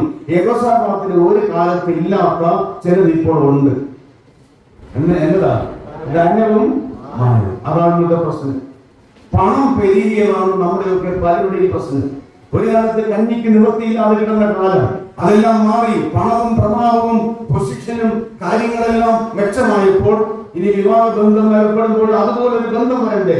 ആ ബന്ധത്തിൽ നോക്കിപ്പോകാൻ യഹോശാഫാത്തിന് കിടയായിട്ട് നിൽക്കാൻ ഇനി ഇവരേ ഉള്ളൂ. ആരേ ഉള്ളൂ? നല്ല ബന്ധമായി അവർ കണക്കാക്കി കല്യാണം കഴിഞ്ഞു. പിള്ളേരുടെ കല്യാണം കഴിഞ്ഞു. ഇവർ മച്ചന്മാരായി, അളിയന്മാരായി. അങ്ങനെ ഇരിക്കെ നല്ല അളിയനായി ഈനാമൈറ്റിക്ക് മരപ്പെട്ടി കൂട്ടെന്ന് പറഞ്ഞ് കേട്ടതുപോലെ നല്ല ബന്ധമായി ഇവർക്ക് ഉണ്ടായി. നിങ്ങൾ ക്ഷമിക്കണമെന്ന് പറഞ്ഞത് വേറെ വാക്കില്ല. ഇവരെ രണ്ടിനെയും ഉപയോഗിക്കാൻ നോക്കിക്കോ. അതിന്റെ 2-ാം വാക്യത്തിന്റെ ഒടുവിൽ പറയുന്നു. നോക്കിക്കോ. അങ്ങനെ ഇരിക്കെ അളിയനെ വീട്ടിലേക്ക് വിരുന്നിന് ക്ഷണിച്ചു. എന്തൊക്കെയാ വിരുന്ന് കൊടുക്കുന്നത്? അതിന്റെ 2-ാം വാക്യത്തിന്റെ ഒടുവിൽ നോക്കിക്കോ. ആടുകളെയും മാടുകളെയും ആക്കും. അപ്പൊ മട്ടനുണ്ട്, പിന്നെ ബീഫ് ഒന്നും അത് കിട്ടിക്കാണും. ഇനി ബ്രോയിലാണെന്ന് കാണത്തില്ല. അതായില്ല കേട്ടോ. ചിക്കൻ ഇല്ല. ബാക്കി എല്ലാ വിഭവ സമൃദ്ധമായ ഭക്ഷണം ഒരുക്കി അനിയന് ഭക്ഷണം കൊടുത്തു. ഭക്ഷണം കഴിച്ച് വൈകി തൃപ്തിയായപ്പോ അടുത്ത ഭക്ഷണം കൊടുത്ത ആളിന്റെ ഉള്ളിൽ ഒരു ആഗ്രഹം പുറത്തു വന്നു. അച്ഛൻ എന്നോടുകൂടെ എന്ത് ചെയ്യണം? അളിയൻ എന്നോടുകൂടെ എന്ത് ചെയ്യണം? ഇപ്പൊ കഴിക്കുകയും ചെയ്തു. പരിയില്ലാന്ന് പറയാൻ പറ്റത്തില്ല. പിന്നെ ഉണ്ട ചോറിന് നന്ദി വരുന്നത്. അപ്പൊ ഇപ്പൊ ഊണും കഴിഞ്ഞിട്ട് എങ്ങനെയാ വരിയില്ലാന്ന് പറയാൻ പറ്റുന്നത്? പോകാമെന്ന് പറഞ്ഞു. ഇനി പോകാമെന്ന് പറയുമ്പോൾ യഹോശാഫാത്ത് പറയുന്ന ഒരു വിഷയമുണ്ട്. അതിന് 3-ന്റെ ഒടുവിലത്തെ ഭാഗം പറയുക. ഞാനും നീ, എന്റെ ജനവും നിന്റെ ജനവും എങ്ങനെയാ? അയ്യോ അപ്പ എങ്ങനെ അങ്ങനെയാകും? ഒരു ഭൂമിയോടത്തോളം ഇങ്ങനെ ആകത്തില്ല. പക്ഷെ നീ അതിനെ ആക്കുക. നിന്റെ ജനം വേറെ, എന്റെ ജനം വേറെ. നിന്റെ ലെവൽ വേറെ, എന്റെ ലെവൽ വേറെ. നിന്റെ കാഴ്ചപ്പാട് വേറെ, എന്റെ കാഴ്ചപ്പാട് വേറെ. ഇത് പറയേണ്ട മനുഷ്യനാണ്. പക്ഷെ പറയുക ഇപ്പൊ കാര്യങ്ങളെല്ലാം ഒത്തൊന്നും പറയുക നമ്മളെല്ലാം ഒന്നാ. അങ്ങനെ വിവരിക്കേണ്ട ഒരു ഭാഗമാണ്. അതുകൊണ്ട് ഞാൻ നിന്റെ കൂടെ യുദ്ധത്തിന് പോരാമെന്ന് പറഞ്ഞു. അങ്ങനെ യുദ്ധത്തിന് പോകാൻ വേണ്ടി ഇവർ തയ്യാറായി. ഒരു പരിഗത്തിൽ പറഞ്ഞാൽ യഹോശാഫാത്തിനെ എല്ലാ നിലയിലും ആഹാബ് വശീകരിച്ചു. യുദ്ധത്തിന് പോകാൻ തുടങ്ങുന്നതിന് മുമ്പ് അല്പമെങ്കിലും ഒരു ആത്മീയ വെളിച്ചമുള്ള ആളാണ് യഹോശാഫാത്ത്. എവിടെ തിരിഞ്ഞാലും പ്രാർത്ഥിച്ചിട്ടേ പോകും. ഇപ്പൊ അളിയന്റെ വീട്ടിൽ വന്നപ്പോഴും വീട്ടിൽ നിന്ന് പ്രാർത്ഥിച്ചിട്ടാകുന്നു. അപ്പൊ യുദ്ധത്തിന് പോകുന്നതിന് മുമ്പ് കൂടെ എന്ത് ചെയ്യാമെന്ന് പ്രാർത്ഥിക്കാം എന്ന് ഞാൻ വരുന്ന ഒരു വാക്കാണ്. പക്ഷെ അവിടെ പറയുന്നത് ദൈവഗീതം ഈ യുദ്ധത്തിൽ പോകുന്നതിന് ദൈവഗീതം ഉണ്ടോ എന്നറിയാൻ ഇവിടെ പ്രവാചകന്മാർ, അതാണ് നമ്മുടെ വിഷയം. ആലോചന പറയാൻ ആരെങ്കിലും ഉണ്ടോ? അപ്പോ ആഹാബ് പറഞ്ഞു, പിന്നെ ഇഷ്ടം പോലെ എണ്ണത്തിന് ഞാൻ ചോറ് കൊടുത്ത് വളർത്തിയിട്ടിരിക്കുക. ഇവിടെ ഇഷ്ടം പോലെ ഉണ്ട്. എത്ര പേരെ വേണം പ്രവാചകന്മാരെ? എന്നാൽ അവരെ വിളിക്കാൻ പറഞ്ഞു. ഒന്നിന്റെ പുറകെ ഒന്നായി ഇതാ വരുന്ന 400 പ്രവാചകന്മാർ. 400 പേരും നിലനിന്നിട്ട് ഒരുപോലെ പറഞ്ഞു, ആഹാബ് പോകുന്ന വഴി ദൈവഹിതം, ആഹാബ് പോകുന്ന വഴി ദൈവഹിതം, അല്ലെങ്കിൽ ആ സ്തോത്രം എന്നൊക്കെ അവർ പറഞ്ഞു കാണും. 400 പേരും ഒരേ സ്വരത്തിൽ ഒരുപോലെ ഇവർക്ക് പിന്തുണ പ്രഖ്യാപിച്ചപ്പോൾ യഹോശാഫാത്തിന്റെ ഉള്ളിൽ ഒരു സംശയം. ഈ 400 ഒരുപോലെ പറയുന്നത്, ഒരേ സ്വരത്തിൽ പറയുന്നത്, അതെങ്ങനെ ദൈവഹിതമാകുന്നേ? അതുകൊണ്ട് ഇദ്ദേഹത്തിന് പേടി, ഇതിലെന്തോ ഒരു കളിയുണ്ട്. കാരണം അന്നത്തെ പ്രവാചകന്മാരെല്ലാം കഞ്ഞി കുടിക്കുന്നത് രാജാക്കന്മാരുടെ ഔദാര്യത്തില്ല. മനസ്സിലായി? മഹാരാഷ്ട്ര രാഷ്ട്രമാണ്. പ്രവാചകന്മാരെല്ലാം ചെലവഴിഞ്ഞു പോകുന്നത് രാജാവ് കനിയുന്നത് കൊണ്ടാണ്. ഇപ്പൊ രാജാവിന് സ്തുതി പാടാതെ വിരുദ്ധമായിട്ട് പറഞ്ഞാൽ ഇവരെ പട്ടിണിയൊന്നും ചാകേണ്ടി വരും. അതുകൊണ്ട് എല്ലാം രാജാവിന് അനുകൂലമായിട്ടേ പറയും. അങ്ങനെ പറഞ്ഞ കൂട്ടത്തിൽ ഇവൻ ഒരു സംശയം, ഇനി വേറെ ആരെങ്കിലും ഉണ്ടോ? എപ്പോഴും പറഞ്ഞു ഈ ഒരുത്തരുണ്ട്, ഒരാളും കൂടെ ഉണ്ട്. പക്ഷെ എന്നിട്ട് പറഞ്ഞില്ല എനിക്ക് അവനെ ഇഷ്ടമല്ല. അതാണ് അങ്ങനെയുള്ള ദൈവദാസന്മാരെ ഇഷ്ടമല്ല. എന്താ കാര്യം? അവൻ ഉള്ളത് പോലെ പറയും. എന്നിട്ട് പറയാം, ഇന്ന് വരെ ആകവന്റെ ചരിത്രത്തിൽ ഒരു വാക്കും ഈ മീഖായാവ് എന്ന് പറയുന്ന പ്രവാചകൻ എനിക്ക് അനുകൂലമായി പറഞ്ഞിട്ടേ ഇല്ല. അപ്പൊ അവൻ ഇതിന് പറയുള്ളൂ. അതുകൊണ്ട് എനിക്ക് അവന് ഇഷ്ടമല്ല. വളരെ ശ്രദ്ധിച്ച് കേൾക്കണം. ദൈവദാസന്മാരോട് പറയട്ടെ, ആളുകൾക്ക് നമ്മൾ സത്യം പറയുന്നത് കൊണ്ട് ആളുകൾക്ക് ഇഷ്ടം വരുമോ ഇല്ലയോ എന്നുള്ളത് നമ്മുടെ വിഷയമല്ല. ഇന്ന് ഈ വിഷയത്തിൽ ഒരുപാട് ചിന്തിക്കാൻ തുടങ്ങിയിട്ടുണ്ട്. പക്ഷേ യോശാഫാത്ത് പറഞ്ഞു അവനെ വിളിക്കാൻ പറഞ്ഞു. അങ്ങനെ ആളുകൾ ചെന്ന് അവനെ ക്ഷണിച്ചുകൊണ്ട് വരുന്ന സമയത്ത് അവനോട് പോയവർ പറഞ്ഞു, നോക്കൂ, നീ ഒരു പ്രതിസന്ധിയിലാകാൻ പോവുക, 400 എണ്ണം പറഞ്ഞിരിക്കുന്നത് എന്ന് നീ ചെന്നക്കാരൻ കുരുത്തക്കേട് പറഞ്ഞാൽ നിന്റെ കഥ കഴിയും. അത് ഓർത്തോണം, നീ സൂക്ഷിച്ചു വേണം ചെന്ന് പറയാൻ. അപ്പോൾ പറഞ്ഞു വരട്ടെ നോക്കട്ടെ എന്ന് പറഞ്ഞ് രാജസദസ്സിൽ വന്നിട്ട് അവൻ പറഞ്ഞു അപ്പൊ രാജാവിന്റെ ഇങ്ങനെ പറയുന്നില്ല, ഇതിലെന്തോ ഒരു കളിയുണ്ട്. അപ്പോഴും പറഞ്ഞു, ഇസ്രായേലിലെ ജനം ഇടയിലില്ലാത്ത ആളുകൾ പോലെ ചിന്നിയും ചുരുങ്ങിയും കിടക്കുന്നത് കണ്ടു ഞാൻ. അപ്പൊ അതിനകത്ത് മനസ്സിലായല്ലോ, ജനത്തെ ഉപേക്ഷിച്ചിട്ട് ഇവൻ യുദ്ധത്തിന് പോകുന്നത് ദൈവികമല്ല എന്നവന് ആ വാക്കിലൂടെ മനസ്സിലാക്കി കൊടുത്തു. ഇത് കേട്ടപ്പോൾ ആഹാബിന്റെ കൈ 100 മടങ്ങ് വർദ്ധിച്ചു വന്നു. ആഹാബ് പറഞ്ഞു, ഞാൻ യുദ്ധം കഴിഞ്ഞ് സമാധാനത്തോടെ മടങ്ങി വരുവോളും ഇവരുടെ കാരാഗൃഹത്തിൽ അടച്ച് ഞെരുക്കത്തിന്റെ അപ്പവും ഞെരുക്കത്തിന്റെ വെള്ളവും കുടിപ്പിക്കാൻ പറഞ്ഞു. അപ്പോൾ മീഖായാവ് നോക്കണേ, കൊണ്ടതുപോലെ ആർക്കും കൊള്ളാൻ വേണ്ടി പറയുക. എന്തോന്നാ നീ പറഞ്ഞേ? സമാധാനത്തോടെ മടങ്ങി വരുന്നു. എടോ, നീ സമാധാനത്തോടെ മടങ്ങി വരുമെങ്കിൽ ഞാൻ പറഞ്ഞത് എന്താ? വ്യാജമാണ്. ഞാൻ പറഞ്ഞത് വ്യാജം എന്ന് പറഞ്ഞാൽ യുദ്ധത്തിൽ നീ തീരും, സംശയമില്ല. ചങ്കൂറ്റത്തോടുകൂടെ തന്മയത്തോടുകൂടെ. പിന്നെ അലിയൻ പട്ടുപോയെങ്കിൽ ഈ അലിയൻ രക്ഷപ്പെട്ടു. അത് വേറൊരു കാര്യമാണ്. അതൊക്കെ രസകരമായ കാര്യമാണ്. മറ്റവൻ കുറുക്കന, അവന്റെ യൂണിഫോമാണ് കൂടി ഇവനെ കൊടുത്തത്. അപ്പൊ ഇവനുണ്ട് അവന്റെ തന്ത്രം നോക്കി. അതുകൊണ്ട് ഞാൻ പറയണം, എല്ലാവരുടെ ആലോചന നമുക്ക് പറ്റിയതല്ല. എല്ലാവരും നമ്മളെ ഉണ്മയായി സ്നേഹിക്കുന്നവരല്ല. ആ ആലോചന കേൾക്കാൻ പോകുമ്പോൾ അതിലൂടെ നമുക്കൊരു പാല എങ്ങനെ വെച്ചു തരാമെന്ന് നോക്കുന്നവര്. അതുകൊണ്ട് എല്ലാ സൗഹൃദങ്ങളും എല്ലാ കൂട്ടുകാരും എല്ലാ ബന്ധങ്ങളും എല്ലാവരും ഒരുപോലെ നല്ല ആലോചന പറയുന്നവരല്ല എന്നുള്ള ഒരു പ്രായോഗിക പാഠം കൂടി നമ്മൾ മനസ്സിലാക്കണം. എന്നാൽ ദൈവജനത്തിന്റെ ഇടയിൽ നല്ല ആലോചനകളുണ്ട്. അത് വിവേകത്തോടുകൂടി ചിന്തിക്കുവാൻ ഇടയാകട്ടെ. അവസാന ഭാഗത്തേക്ക് വരാം. യെരമ്യാവിന്റെ പ്രവചനം 29-ാം അധ്യായം 11 മുതലുള്ള വാക്യം. ദൈവത്തിന്റെ ഹിതം വെളിപ്പെടുന്ന 5ാമത്തെ പുതിയ ദൈവത്തിലെ മാർഗം വെളിപ്പാടല്ല. യെരമ്യാവ് 29:11 മുതലുള്ള വാക്യം. നിങ്ങൾ പ്രത്യാശിക്കുന്ന ശുഭഭാവി വരുവാതക്കവണ്ണം ഞാൻ നിങ്ങളെ കുറിച്ച് നിരൂപിക്കുന്ന നിരൂപണങ്ങൾ ഇന്നവയെന്ന് ഞാൻ അറിയുന്നു. അവ തിന്മയ്ക്കല്ല നന്മയ്ക്ക് എത്രയുള്ള നിരൂപണങ്ങൾ.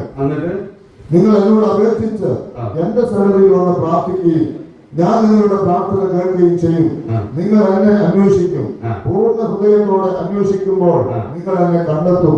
നിങ്ങൾ എന്നെ കണ്ടെത്തുവാൻ ഞാൻ ഇടയാക്കുമെന്ന് യഹോവയുടെ അരുളപ്പാട്. ഞാൻ നിങ്ങളുടെ പ്രവാസം മാറ്റും. ഞാൻ നിങ്ങളെ ഇവിടെ ഈ ഭാഗം മൊത്തം നമ്മൾ വായിച്ചാൽ നമ്മളെ കുറിച്ചുള്ള ദൈവഹിതം സുഖകരമായ ഒരു ഭാവി ദൈവം കരുതിയിട്ടുണ്ട്. അത് മനസ്സിലാക്കാനായി നാം എന്ത് ചെയ്യണമെന്നാണ് അവിടെ പറയുന്നത്.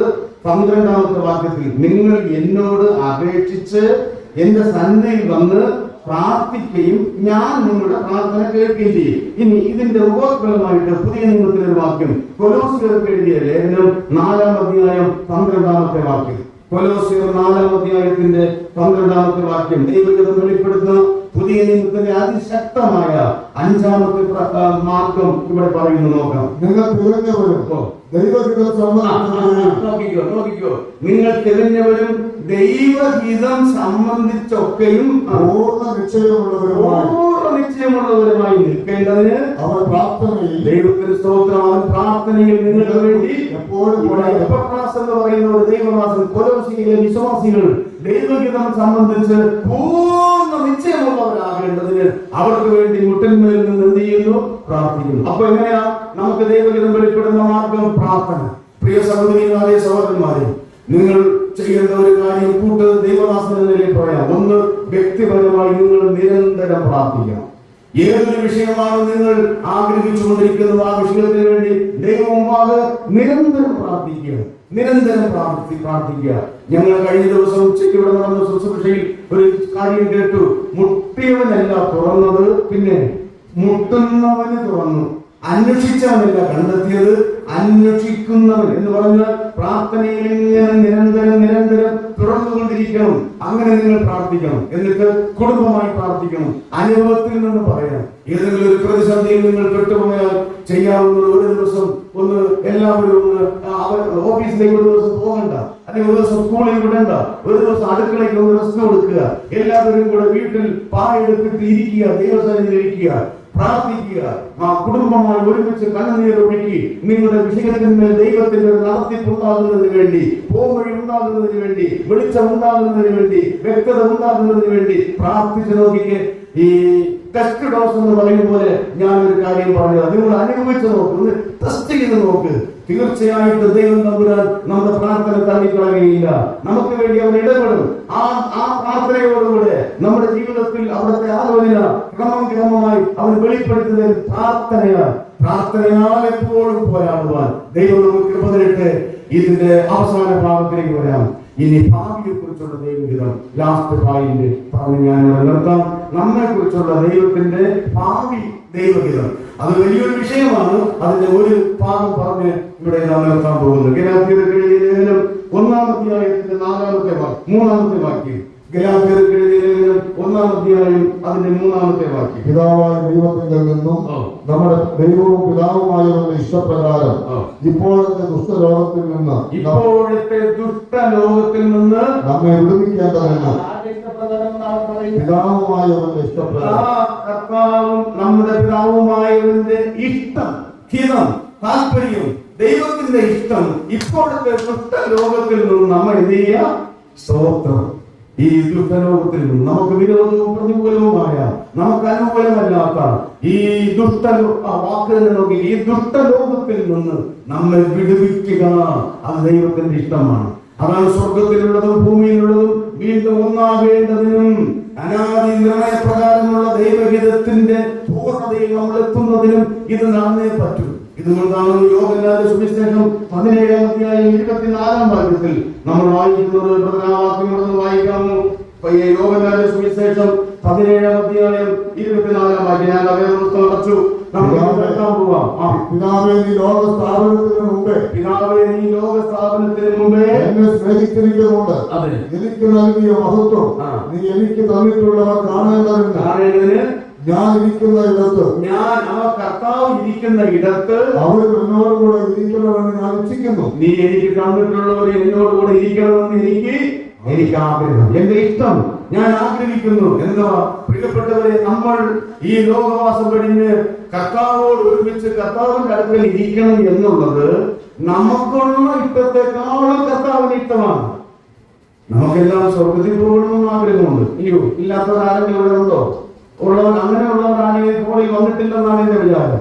പണ്ടാണ് ക്ലാസ് എടുത്ത് വന്ന കൂട്ടത്തിൽ ചോദിച്ചതാണ് സ്വർഗത്തിൽ പോകാൻ എത്ര പേർക്ക് ഇഷ്ടമുണ്ട്? അപ്പോൾ എല്ലാവരും കൈകൂട്ടി എന്നാണ്. അടുത്തതിൽ ചോദിച്ചെന്നാണ് ഉടനെ പോകാൻ എത്ര പേർക്ക് ഇഷ്ടമുണ്ട്? ആരും കൈകൂട്ടിയില്ലെന്നാണ്. എല്ലാവർക്കും പോകണം, പക്ഷേ ഡിസംബറിൽ യോഗം കൂടെ കഴിഞ്ഞിട്ട് പോയാലോ, അല്പം കൂടെ കഴിഞ്ഞിട്ട് പോയാലോ, ആ കാര്യം കൂടെ കഴിഞ്ഞിട്ട് പോയാലോ, കല്യാണം ഉറപ്പിന് കഴിഞ്ഞ് കല്യാണം കൂടെ കഴിഞ്ഞിട്ട് പോയാലോ, പുരപ്പണി നടക്കുന്നു അതിന്റെ സ്രോതസ്സൊക്കെ കഴിഞ്ഞിട്ടായാലോ, അല്ലെ ജോലി കിട്ടിയിട്ടായാലോ, അങ്ങനെ നമ്മുടെ ആഗ്രഹങ്ങൾ നീണ്ടു പോകുക. കർത്താവ് പറയാണ്, നീ എനിക്ക് തന്നിട്ടുള്ളവർ എന്നോടൊപ്പം ഇരിക്കണമെന്ന് എനിക്കിഷ്ടം. ഞാൻ ഇങ്ങനെ പറയാം, നമുക്ക് സ്വർഗത്തിൽ പോകാൻ ഇഷ്ടമാണ്, പക്ഷെ നമ്മെ അവിടുത്തെ അടുക്കൽ ചേർക്കുന്നതിന് നമുക്ക് അങ്ങ് പോകുന്നതിനുള്ള ആഗ്രഹത്തെക്കാളും കൂടുതൽ നമ്മെ അവിടുത്തെ അടുക്കലാക്കാനാണ് കർത്താവ് ആഗ്രഹിക്കുന്നത്. ശ്രീസാറിന്റെ മനോഹരമായ ഒരു പാട്ട് നമുക്കറിയാം, പ്രതിഫലം പങ്കിടുവാൻ യേശുരാജൻ പങ്കിടുവാൻ. അതിന്റെ അവസാന ചരണം നിങ്ങൾക്കറിയാമല്ലോ. അവിടെ ഈ ചെറിയ സാർ ഈ പാട്ടുകളെല്ലാം എഴുതിയിട്ട് ആദ്യം പാട്ട് പ്രസിദ്ധീകരിക്കുന്നതിന് മുമ്പ് പാട്ട് അമ്മച്ചിയെ കാണിക്കാറുണ്ട്, തന്റെ സഹധർമ്മിയെ കാണിക്കും. ഇവർ രണ്ടുപേരും കൂടെ പാട്ടിനെ കുറിച്ച് ഒരു ചർച്ചയൊക്കെ ചെയ്ത് അമ്മച്ചി കാണിച്ച് അമ്മച്ചിയുടെ ഇഷ്ടം കൂടെ അറിഞ്ഞിട്ട് പാട്ട് പ്രസിദ്ധീകരിക്കത്തുള്ളൂ. എന്തെങ്കിലും തെറ്റുകളുണ്ടെങ്കിൽ അമ്മച്ചിയെ ചൂണ്ടി കാണിക്കാറുണ്ട്. അപ്പൊ ഈ പാട്ട് എഴുതിയിട്ട് അമ്മച്ചിയെ കാണിച്ചപ്പോൾ അമ്മച്ചി പറഞ്ഞ് പാട്ടിനൊരു തെറ്റുണ്ട്. തെറ്റുണ്ട്, അതെ, ലാസ്റ്റ് ചരണത്തിലൊരു തെറ്റുണ്ട്. കാലമെല്ലാം കഴിയും, ഇന്ന് കാണുന്നതെല്ലാം അഴിയും, പിന്നെ പുതുയുഗം വിരിയും, തിരികെ വരാതെ നാം.